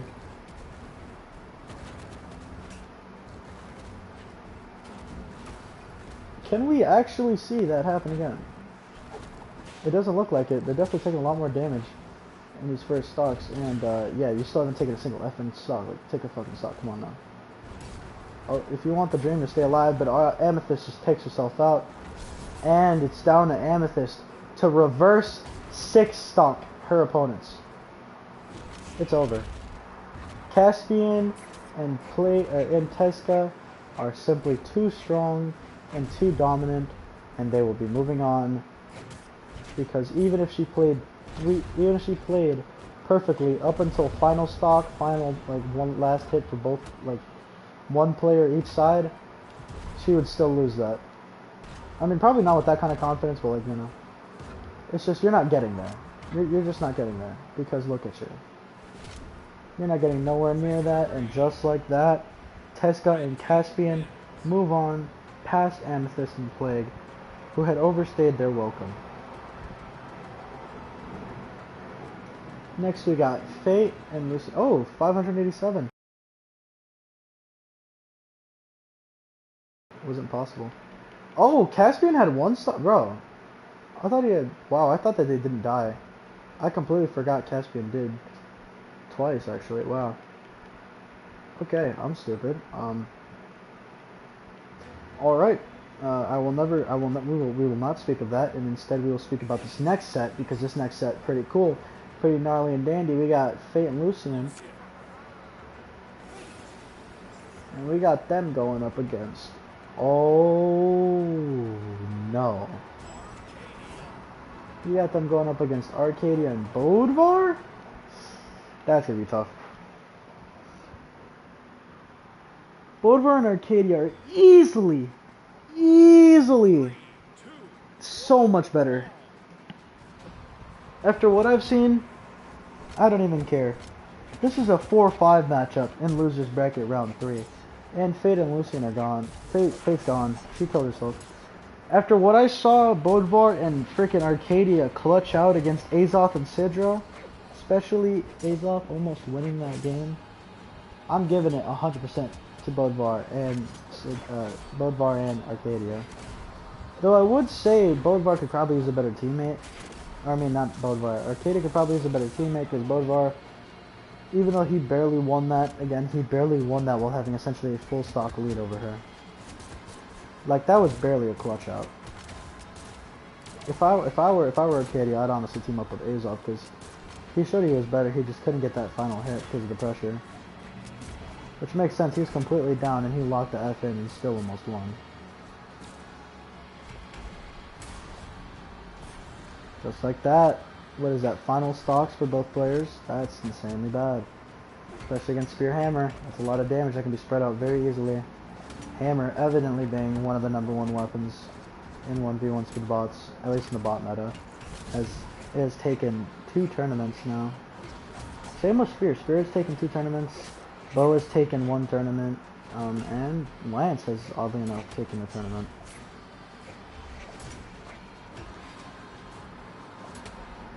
Two hammers, 2 spears, 1 bow, and 1 lance.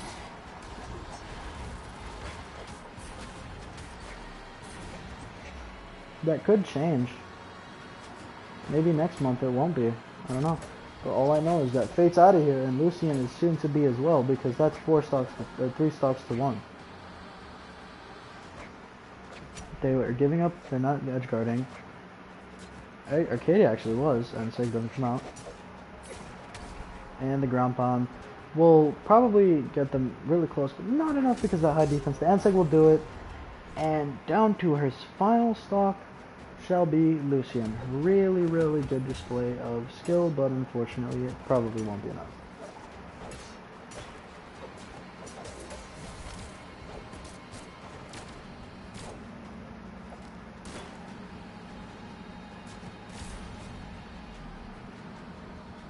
Okay. Oh. Oh. Uh-oh. Uh-oh. Even if Arcadia's on her second stock still. Oh, shit. I'm saying uh-oh for him because I realize his health. Oh. Whoa there. Cider takes her out, but can he complete what no other foe yet has done? Except for Nye. Nye's the only one to have actually made the 2-1 comeback while deep red, while deep red from, deep red, in a complete reverse stock. And on top of that, not only that, oh, that's gonna be it. Arcadia and Bothalla take game number 1. Lucian and Arcadia obviously showing that they're better than their teammates. Unfortunately, the carry job it was too much for Lucian. Dude already dealt 600 damage. Fate just didn't pull her weight. At least Bothalla did, dealing around 400 damage, so.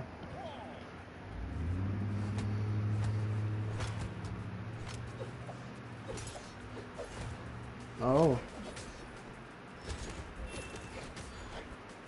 Hold on. Hold on. Okay. Okay. Okay. Neutral air recovery. Oh! Okay. Seems like Fate's definitely pulling her weight this time. So is Arcadia, obviously. Arcadia showing that she is obviously better. Once again, Arcadia could use a better teammate. Bothalla takes a stock, but even if he does, that's really all he can do. The good thing about Bothalla is he's pretty consistent in pulling his weight. Like, he doesn't really have a bad game. He just always pulls his weight. He always does like around 400 damage. Whether it's mid, like lower mid 400, he'll always somehow get 400 damage. On the other hand, we have characters like Fate who just kind of just get destroyed. Though this time she's definitely doing a lot better, from what I've seen. And Lucian's gone. That should put him at his final stock, if I'm not mistaken. Whoa! Cider doesn't kill there. Oh.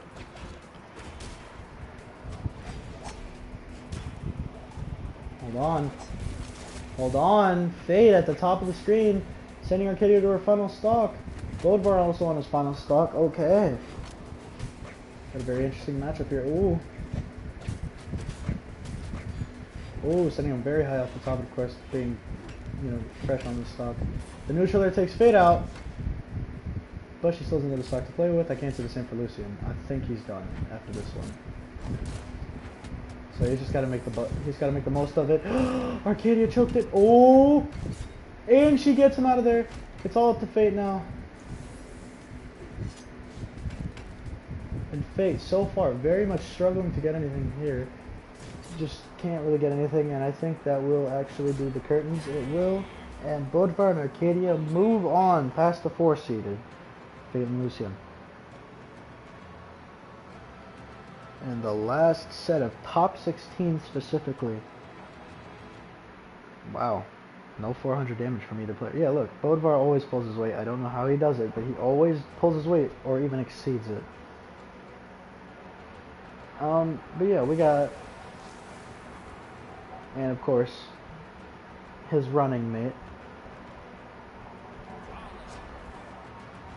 Whereas on the other side, we got a little bit of an underdog. And his running mate. So, yeah, let's get into it. Oh, I'm so close to finishing this second section, to be honest. After that one, I kind of just want to, like, take another break. That first break wasn't long enough, honestly. I don't know, it's mostly just these sets are a little bit more boring because they're kind of just decisive domination, but, like, I've seen so much of it, I'm kind of just numb to the domination, I guess. I don't know. It's like watching Sandstorm in every single Brawl tournament. Or not, it's like watching Meg D play. No hate to Meg D, but the dude just, at least, like, it's like watching Meg D last year in Grand Finals of MSI. Like, that's just what it feels like right now. It's just complete, simple, fundamental, slow-paced games, waiting it out forever, being super safe, not overextending, and it's just so painful to watch. The downer will take his ass out.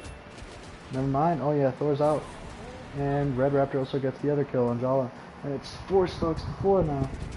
It's also just hot in this room. Let me turn up the dial a little bit. Because, like, if the room is hot, I'm also, like, you know, not feeling it.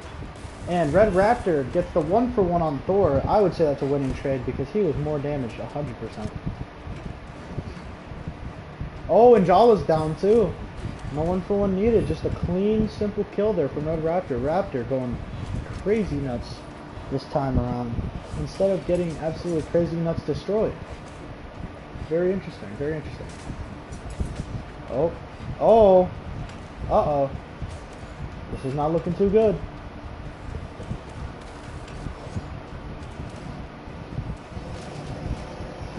This really just depends on Red Raptor, and that's the 9th one today.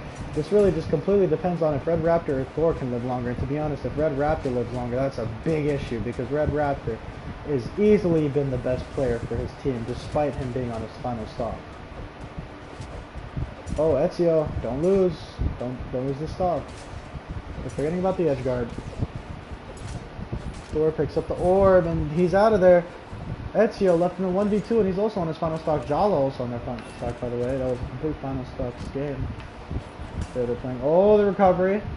Doesn't take him out. Ezio. I think he's probably going to choke this.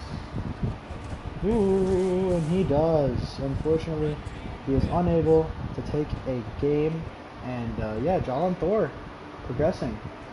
Ezio surprisingly doing the most, despite Red Raptor having all the kills. Same with Thor. Thor always does slightly less damage, but has all the kills. Zarya does more damage and has less kills. He's one or the other. On the other hand, you don't really see that from Jala. Like, Jala just doesn't care. She does damage, and she supports, and it works.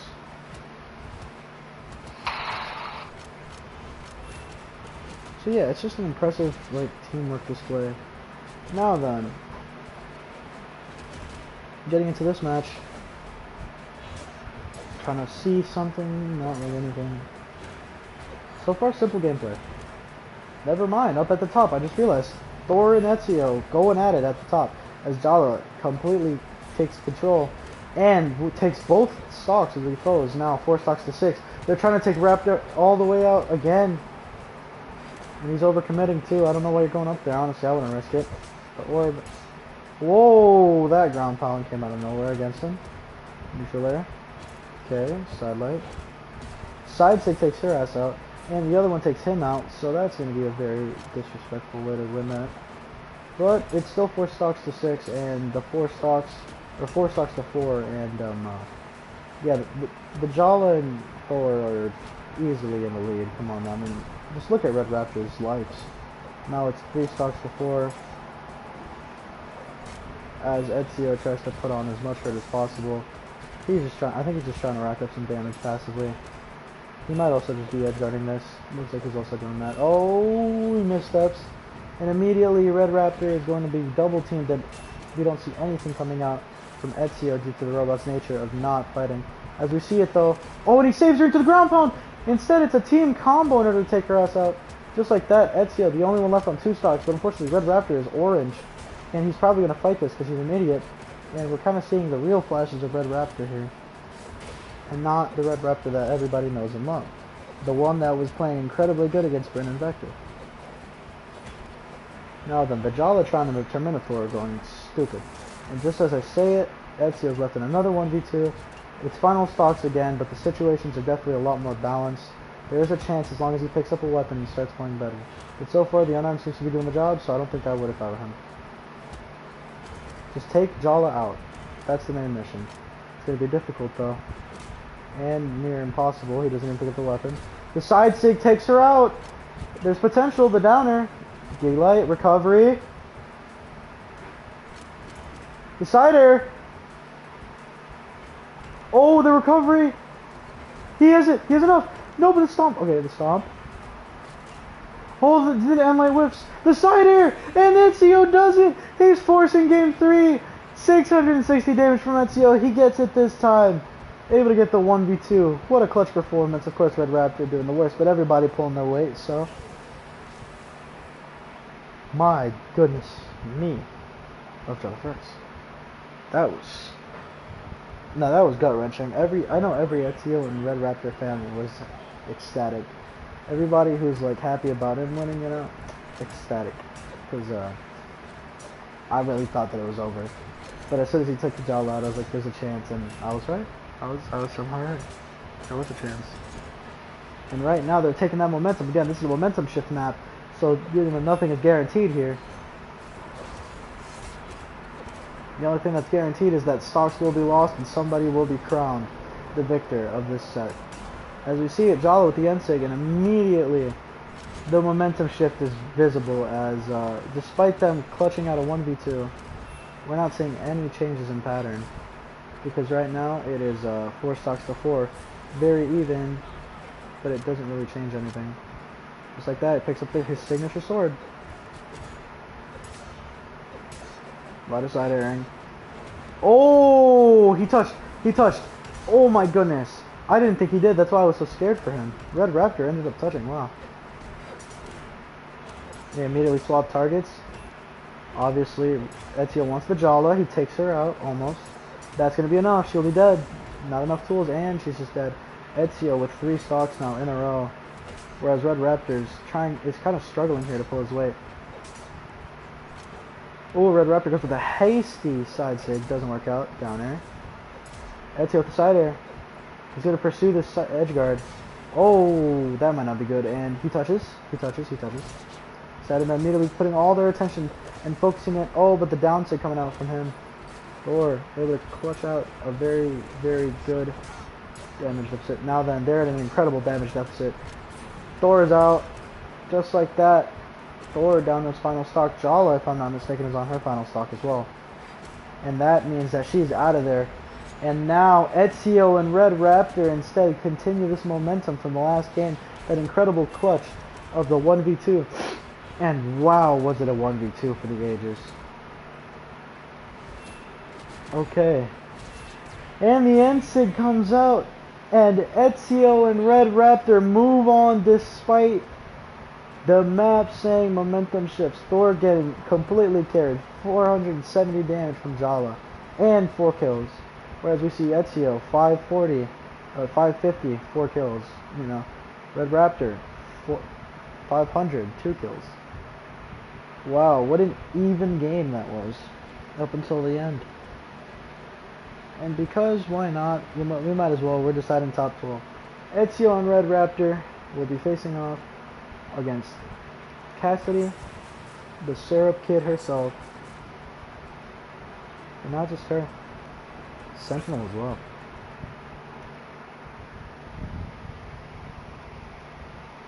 The 3 seed versus the 1 seed. Okay. Tell you what, the 1 seed's going through an incredible losers bracket right now. And yeah, remember, there's going to be twice as many losers bracket sets as winners bracket because That's just kind of how the third and fourth rounds are. The fourth round is technically winners semifinals and, you know, top 12, but that's lame, and, you know, I'd like to keep top 8 as top 80 as possible. I could also just do it right now. I mean, I also just want to make my breaks a little bit more split. Oh, okay. Wow, 4 stocks to 2, just like that. Oh, Sentinel not able to take that stock. He might lose his. Nope, he makes it back. Sentinel definitely was a lot better. Oh, what a side in. He was definitely a lot better in that second game, but that set against whoever they just faced. He was definitely the best player in that set against Mirage and Onyx, at least for their duo. But maybe Cassidy can pull something out and ultimately take the lead. So far, it's not looking like that's going to happen, but instead, the Syracuse is going to be dominated, and Sentinel is going to extend the momentum that these guys are carrying from the last set. Wow. Recovery. Neutral air. Okay. Oh. Ground pound. And she's out of there.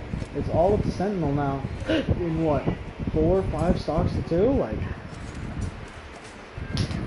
that's gonna be nasty. Wow, my dog just screamed. Oh, the neutral air. Yeah, he's gonna be gone soon. Despite that, the down air will be. Oh, it's not enough. Wow. Side air will probably do it. No. That side air is not gonna do it. He's gonna get his dodge back. Yeah. And the recovery? No. Wow. Nothing is killing. That will do it. And just like that, Ezio and Red Raptor going 3 straight. Cassidy somehow doing more damage than Sentinel. Sentinel was completely shut off then. Cassidy was, I guess, doing something for a moment. But yeah, Red Raptor and Ezio once again fairly even in their damage. Obviously Ezio doing 100 more this time because he's kind of just proven he's the better player than Red Raptor, and it's kind of just proceeded to continue that way. So he's kind of just trying to, you know, he's just kind of trying to lead his team to victory. He's like the leader. While Red Raptor is, you know, Red Raptor's the psycho that, Red Raptor's just a menace that, his inconsistencies are the reason that they lose. It's just, they're not consistent enough to like, do really good and then do really bad.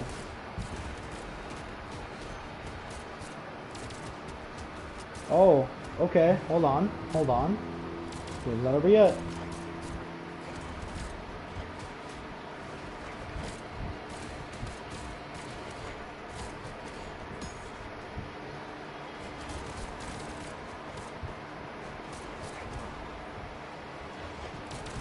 It's not over just yet. It's not over just yet. Oh, but I'll tell you what. That stock. Cassidy taking the first stock this time. Oh. So it's a lot immediate impact coming out from both ways. Side will take her off the side, and just like that, blue team taking another slight lead. Can they extend it? Likely. No, they cannot, as Red Raptor completely loses stock, and now it's 4 stocks to 4, but in the worst way possible if you're blue team. Because now it's 3 stocks to 4, and yeah, Red Raptor's gonna have to live. No matter what, prioritize your own survival, Red Raptor. Nope, he doesn't care. Of course he doesn't. He's him. That's his mindset. His mindset is no matter who you are, like, he's the Patrick Beverly of the team. It's not that he's evidently better. He's out, by the way. It's not that he's like, he believes he's better. He's just, he believes he's him. It's down air. I mean, Ezio doing a really good job here in this 2v1. He just needs to find the connections to kill. Oh, but that neutral will definitely take him off the top, and just like that, now it's 4 stocks to 1. The connections will be even harder to find now. Oh. Yeah, Ezio just picks up the sword, takes him out. Side air. Recovery, not yet, not enough. Side air again. Recovery, not enough! How many more? How long is this going to take? Okay. It might just be a clean 3-stock victory and they move on to the game 3, of course. It's looking like it's, that's what it's shaping up to be. Ground pound. Amir does it. Oh, but he wisps. Oh, but the down air coming out from Sentinel and from Cassidy. Cassidy with a 600 damage game. Yeah, Red Raptor overcommitted heavily on most of his fights there. And now we're going to game 3.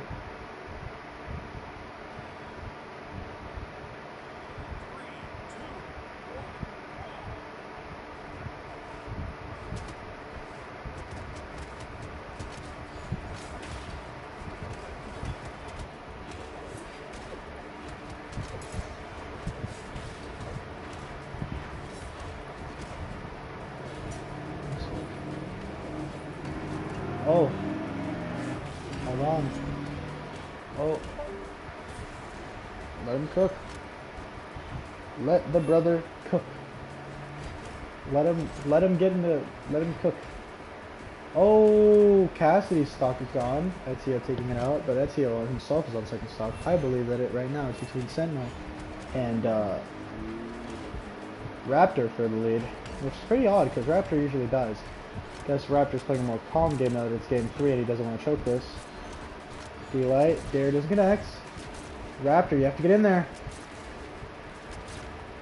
You have to pressure Cassidy. I guarantee Ezio, or just pressure Sentinel and, you know, let Cassidy continue to body the absolute hell out of. Or, you know, just nothing happen. Okay, Ezio finally takes him out. Okay, a little bit of a team string there.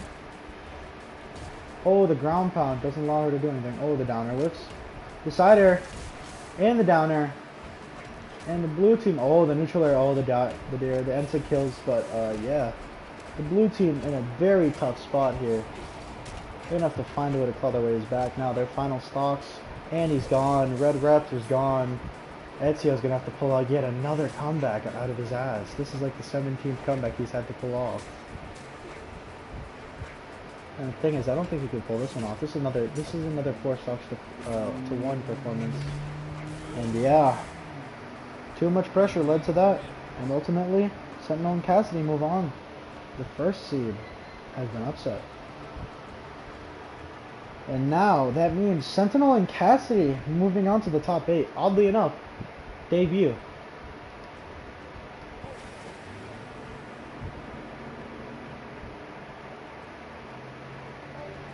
Bodvar and Arcadia. I still think Arcadia should get another teammate. As consistent as Bodvar is, I'd rather have an explosive teammate than a consistent one. Because consistency could be bad if you're consistently bad. Now then, we got Kaya. And Jae Yun.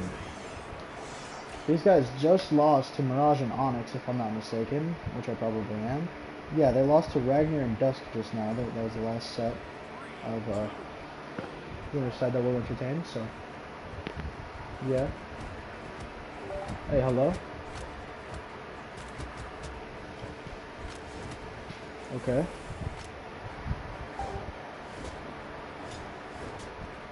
Oh, neutral air. The great sword. We're finally gonna be seeing the great sword matchup because yeah, God knows where Magyar and Val are. I think they lost just now. Magyar Val. They weren't in the 3rd round, so they must have already lost. Yeah, Magyar and Val lost to Amethyst and Plague, who then lost to Tusk and Caspian. Okay. And the recovery, taking them off the top, of course. The Western No Tempo has beautiful music, I gotta say it. Yo, Jae Yoon on this first stock, incredibly damaged. Now he finally loses it to Bodvar. Kaya, kind of at a deficit here, as opposed to Arcadia, who I believe is on her second stock as well. So yeah, that's a dangerous game. All right. Okay, hold on. D-Light and Light. He doesn't interrupt? That's stupid. And then he loses his weapon. This is not looking good at all for Jae-Yoon, okay? And he just lets her cook. He's just focusing too much on, you know, defeating his opponent rather than saving his teammate and death. Oh, if he would have held that, he actually could have hit that. Jae-Yoon and Kaya at a very big deficit right now. as Bodvar is on his second stock, and they have nobody on their second stock. So, oh, Kaya almost dead, and she is dead, but so is Bodvar. And Bodvar, he has an extra stock. You're gonna have to complete an incredible 1v2 here. Doesn't look like it's gonna happen again. Arcadia showing off why she's the best Greatsword legend recently. And the ground pound will do it. Jaeyoon having another stock. I did not know that. I think you take out Arcadia and you win this, actually, potentially. As long as you don't take a lot of damage. But Arcadia is not allowing anything to slide as the neutralizers are coming out, and just like that, Jaeyoon is just not allowed to move up. And Bodvar and Arcadia taking game 1. 664 damage for Arcadia. Once again, Bodvar proving he's him.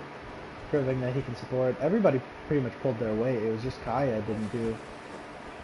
Kaya couldn't do as much as the rest. That's really all it was.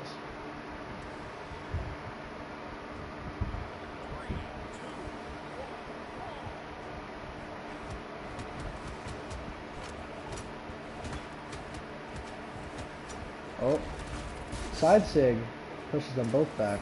That beetle is literally unpunishable. Okay. And immediately, an even game. Oh, but that side sig might take her out. Not just yet. Jaeyoon with the double dare gets taken out, but Bodvar might have overextended. He did.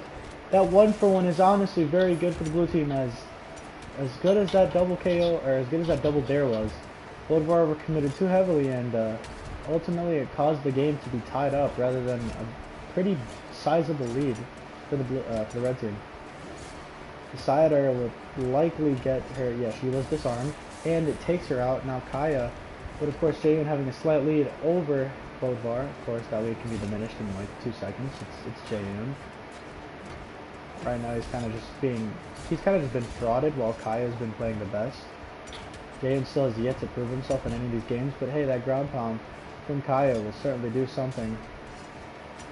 Side air, supporting her teammate, letting him get back up. Oh, the side air coming out from Arcadia. Arcadia has actually shown flashes of being like good, consistently getting a high level of damage.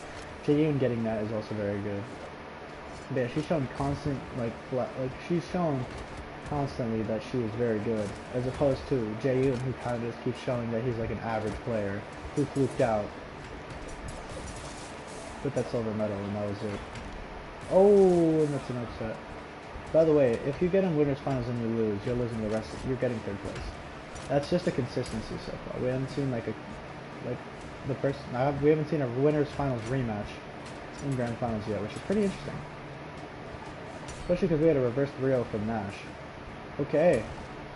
Ground pound. Maybe it's the opposite in 2s. Like, maybe it's only winners finals rematches for the rest of history in 2v2s. But right now, Arcadia doing a great job in this 1v2. Side sig gets punished immediately. They don't want her to do anything with that. Has one more stock. Kaya on her literal last hit of potentially the tournament. She's just going in. Just trying to live as long as possible. The ground pound takes her out, and just like that, Kaya and Jaeyoon. 600 damage for Jaeyoon for the first time ever. And 600 for Arcadia. Bodvar definitely still pulled his weight, just not as much. Whereas on the other hand, Kaya doing 500 damage for her team. Jaeyoon finally showing that he is actually good.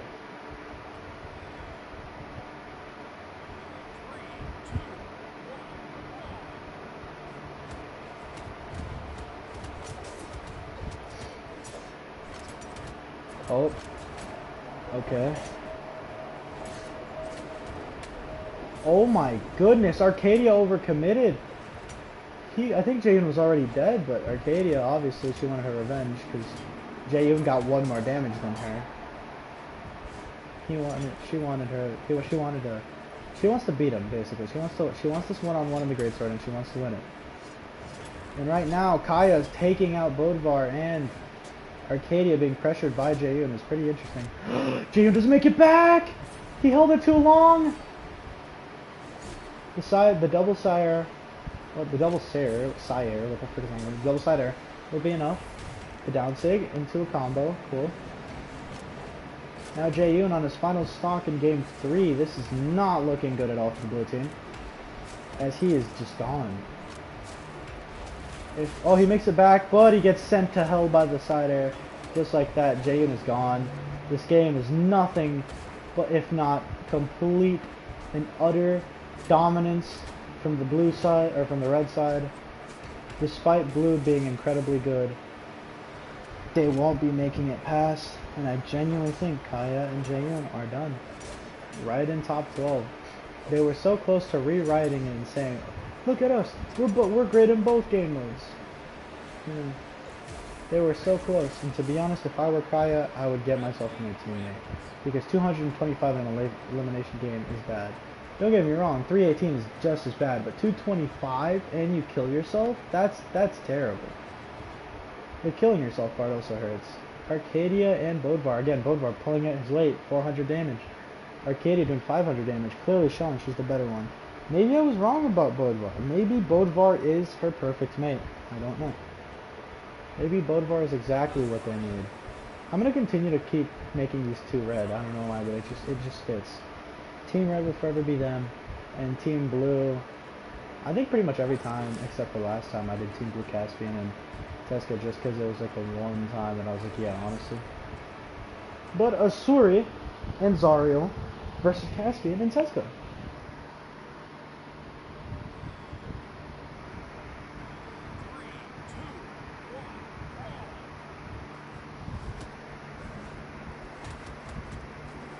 Oh, whoa.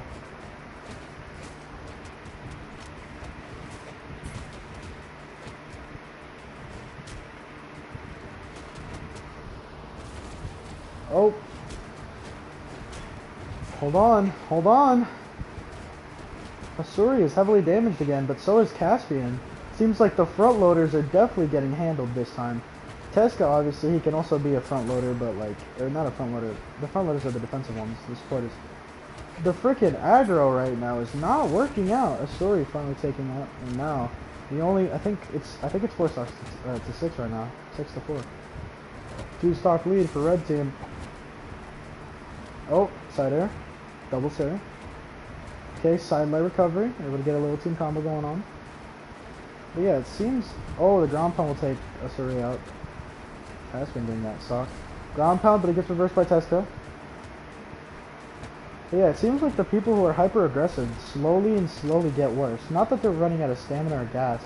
It's just the better that they get, like the better that people improve, it just seems like the more they're getting figured out as they study each other for their next sets. Now then, I'll tell you right now.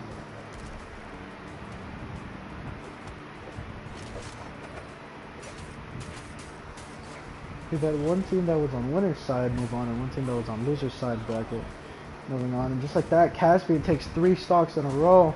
Look at his health though. This is dangerous. Asuri and Zariel looking at a potential loss here. Oh, nah, that did it. That 100% did it.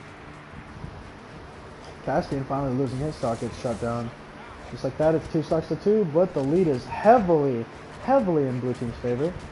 Hopefully red team can find a way to either even it up or just take an opponent out very quickly and swiftly, because if they don't, you're going to be in terrible trouble. Because now even Zariel is heavily damaged. So it seems like the double hyper aggro is working, because both Tesca and Caspian being hyper aggressive has been paying off dividends, as Caspian has been able to revel and completely dominate once again. 675 damage from Caspian, 500 from Tesca, almost 480 from Zariel, and 300 from Asuri. I don't know, but to me it seems like of all the characters here, Asuri is the one that keeps struggling, and Zariel is the one that seems like Zariel has taken the lead. After those first couple of sets, Zariel seems like he's actually the better one right now. Asuri finally getting some damage in. Very good. Oh, she's out of moves! But yeah, Asuri just seems like she's not good enough anymore. Like, Zariel needs to find a new teammate for the long term, because after those first 2 or 3 sets, she started to underperform. The double ground pound there from Zariel takes him out. Let's get down to the second stock. Their recovery. clashes, I think. Neutral keeping Caspian up in the air, able to get this team combo going. Fortunately, it didn't last long. I feel like the only team that actually did team combos was, I think there might be a winners actually. Reno and Shang were like the only ones that I saw do a full-fledged team combo. Actually, no, there was one more team. It might have been Volkov and Orion. I know for a fact there was like 2 people that were actually doing like sword and spear combos actually. I think so. It could have been somebody else, but the only thing I know now is those guys are probably not in the tournament. Yeah, they're not in the tournament anymore. The other thing that I know is that Teska and Caspian are leading, but Asuri and Zariel are not going to give it up so easily as, yeah, 4 stocks to 4, and it's definitely even. Not anymore, 3 stocks to 4. Oh! Asuri immediately trying to get into the fray, trying to interrupt any kind of double team pressure. Makes it back on the stage. Hits him with the side air. And right. Side sig takes both of them out. Nope. Takes them both to the left side, and that side air will do it. And Caspian's left alone in game 2. He'll have to play his final stock by himself, but if he takes Asuri out, this could be winnable. So far not looking like it, as these side sigs are just punishing him for going for these down airs. The end sig takes him all the way to the right side, and he's out of options. Asuri and Zariel tie it up 1-1. Just like, not like their stock count. Again, Zariel completely front loading. This time Asuri pulling her weight. And yeah, Caspian pulling his weight, despite not doing 600 damage a game. Which is interesting because he usually does. Teska completely dominated in game 3, or in game 2. Game 3 is gonna really define, legacies here. And not just because it'll be about who's never gone, but it will also be about, like, if it matters whether or not Asuri does good or not, because Zariel's consistency has always been good. Zariel hasn't had a single bad game this entire tournament. It has always been Asuri who was off. Zariel has always pulled his weight the way Bodvar has, which is really interesting. Also, fun fact: Zariel beat the core allegations because Nash and Core lost way early. So, and Zariel is still in the tournament, so I'm gonna have to save Zariel better. I can defend my claim, yes. At least in 2v2s I can. Zariel's better in 2s. Not like Core was doing bad. Actually, no, yeah, he just wasn't performing as good as Zariel. Like, Zariel hasn't had a single bad game. Core had a few bad games. Sighted whips. Enlight was an interesting choice for natural catches. Recovery. Clash. Side air. Down air. Side air whips. Recovery to reversal. Now they're going to focus a team combo on him. Getting a lot of damage on the Teska. Regardless of that fact, good amount of damage going on. Zariel actually not only taking damage, but doing a good amount of damage. Oh, but Zariel's out. He's out on his final stock, and just like that, the blue team completely reversed this using their team-oriented play, which is what they usually focus on. That and like, they focus on 2 things. 1, Caspian dealing a crap ton of damage, and 2, team-oriented play whenever they get the chance. But those are their 2 main, like, driving forces. And right now, it looks like it's working because Caspian, despite having 2 stocks, and despite being heavily damaged, they still have a massive lead here, as look at Asuri's health. If I'm not mistaken, Asuri is on her last stock, so... I could also just be blatantly wrong if she's actually on her 2nd stock, but I don't think so. We'll find out in a second. Nope, they both have 2 stocks. Okay, so it was 4 stocks to 4. Oh, what a downer. And Caspian makes it back. Okay, I thought he might have actually gotten gimped. The neutral air, he uses the recovery from Caspian in order to get that kill all the way at the top. Caspian definitely not feeling good about that one. He is forced into this situation's precarious situation. Question is, can he do the 600 damage plus and clutch out a 1v2? So far, not looking like it, as every option possible is getting covered. And Asuri takes out his stock with 479 damage and 200 more damage from Zariel, having 679 himself, both on final stocks. And oddly enough, Caspian having the least amount of damage in the loss. Very interesting, considering he averaged 500 plus in every other set. This is the only set where he averaged less than 500. On the other hand, Teska, well, this is not his first set averaging below 500, but this is certainly his first set below 450. Despite having a 500 damage game here, he had, even in the other win, he had a pretty iffy performance. And his loss was like 300 damage, so, or 200 damage, something like that, I don't know. But yeah, Volkov and Orion are next, because Asuri and Zariel, they prove they're much better. Now, on the other hand, we have another incredible team comp that, for whatever reason, has been working, and that's the Queen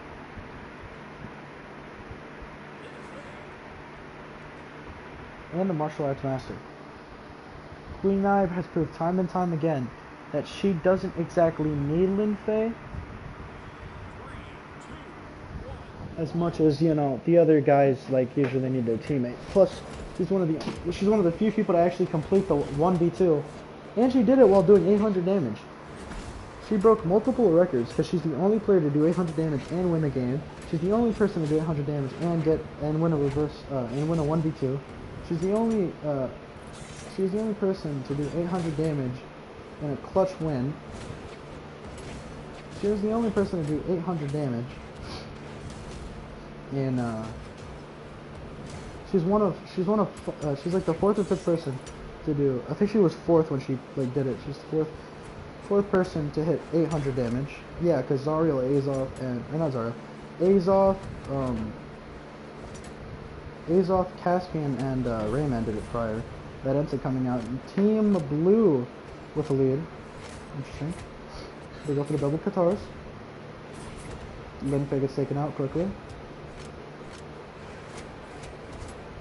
And immediately they'll start focusing Lin Fei. They want to prioritize doing damage to her. They want to take her out as soon as possible because they already know that they can take Queen Nai out, and just as I say it, Queen Nai's out of there.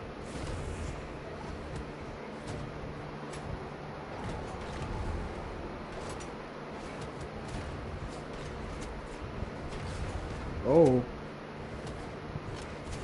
Okay, recovery. Doesn't get the side air connection. That's why he tried it. The side air does take her off the side, and just like that, Team Blue in a deficit now. 4 stocks to 3. On the other hand, Queen Nai is not as damaged as the other two are on their second stocks, so this could definitely be turned into a lead again. Turn into a 3 stocks to 2 situation. And it looks like it will, as now it's 3 stocks to 2 instead of 4 stocks to 3. And, oh, Volkov playing a little dangerous game of, I don't know.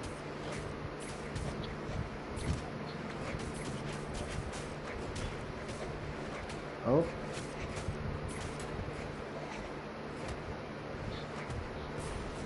Oh my goodness, Lin Fei destroyed Orion on that right side. I was just speechless because it was actually an incredible showing. It was almost as good as her 6 stock taking game. Like, that was just nasty. 600 damage, 500 damage, 300 damage, and probably around 500 damage from Orion. Orion's consistent and has been averaging 600 damage in every set. So far, it doesn't look like he's going to get there.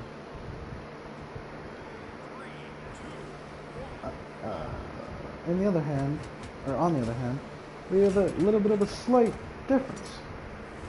And that difference not being a very big one, but surely a difference. It's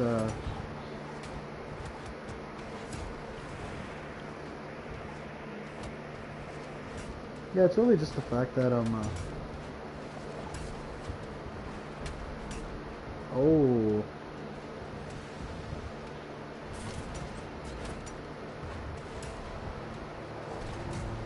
Down air. Ground pound from Lin Fei. A down air from Lin Fei. He can't make it back. Just like that. Leaving her alive was a big mistake.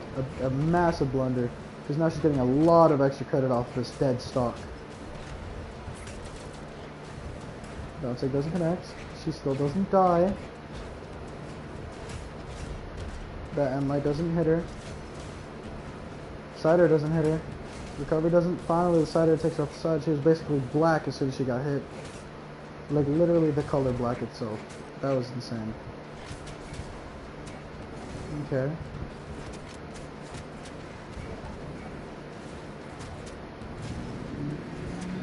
Okay. Oh. Oh! Got saved by her. Wow. He would have died. Queen 9, deep red in her second stock, but it's also red. Oh, and that neutral there would be enough, and just like that. He tried to ground pound, it didn't work out. The neutral air was, it should be enough, but that's Queen 9. You already know, long live the Queen. That neutral air somehow didn't connect. Oh! Whoa! Whoa! Oh, but he gets the reversal! She doesn't make it back either! It's a 1-on-1! It's a 2-on-1! Never mind. I thought the Linfe already lost her second stock. Forgot about how barbecue sauce red she was on her first.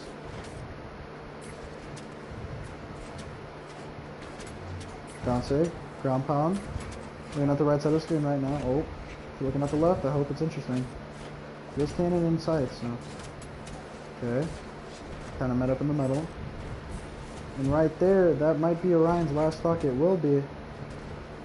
Potentially his tournament stock as oh, Queen 9 loses her stock, and now it's a 1-on-1. Earlier he was winning it. Can we see if he's still winning these interactions? Doesn't look like it. Oh. Oh. Oh, ground pound. Oh, the down air. He has no recovery, but he gets back up. Neutral air. The side air whiffs and the side sig from Lin Fei to win the set. Oh my goodness. Lin Fei with the clutch win there. And with that, we have our top 8 decided. In winners semifinals, we have top side of winner's side, Reno and Wu Shang facing off against Ember and Zol. Also, Volkov 700 damage. What a carry job from Volkov. Orion 500 damage. He averaged that throughout the set. Queen 9 500 damage. Lin Fei 600 damage. Incredible performance from all 4 of these players. Unfortunately, Orion did end up getting defeated by Queen 9, but Queen 9 lost her stock and the clutch was simply not available. That will be our last set, but looking forward to the next tournament. We have Reno and Wu Shang on winners side semifinals, and on the bottom side of winners semis, you have Mirage and Onyx facing off against Ragnar and Dusk. 2 teams that had incredible clutches and almost didn't make it all the way, but of course they convincingly ran through their best of 3s respectively, and are now facing off. Mind you, there isn't a single top 10 seed. The closest we have is the 11th seed Mirage and Onyx. Then we have 16 Reno Shang, 20 Ember Zol, and 26 Ragnar Dusk. In loser's side of top 8, we have seed number 10 Queen 9 and Lin Fei, seed number 9 Asuri and Zariel. They'll be facing off. That'll be an interesting one. I think that's a rematch, if I can check real quick. Asuri and Zariel. No, it is not. Okay. And on the loser side, we have Bothalla and Arcadia versus the 5 seed versus the 3 seeded Sentinel and Cassidy. If we look really quick, Bothalla and Arcadia did not end up fighting against them. They actually, I don't even think they won. They won and lost to Volkov and Orion, who are now out of the tournament. So,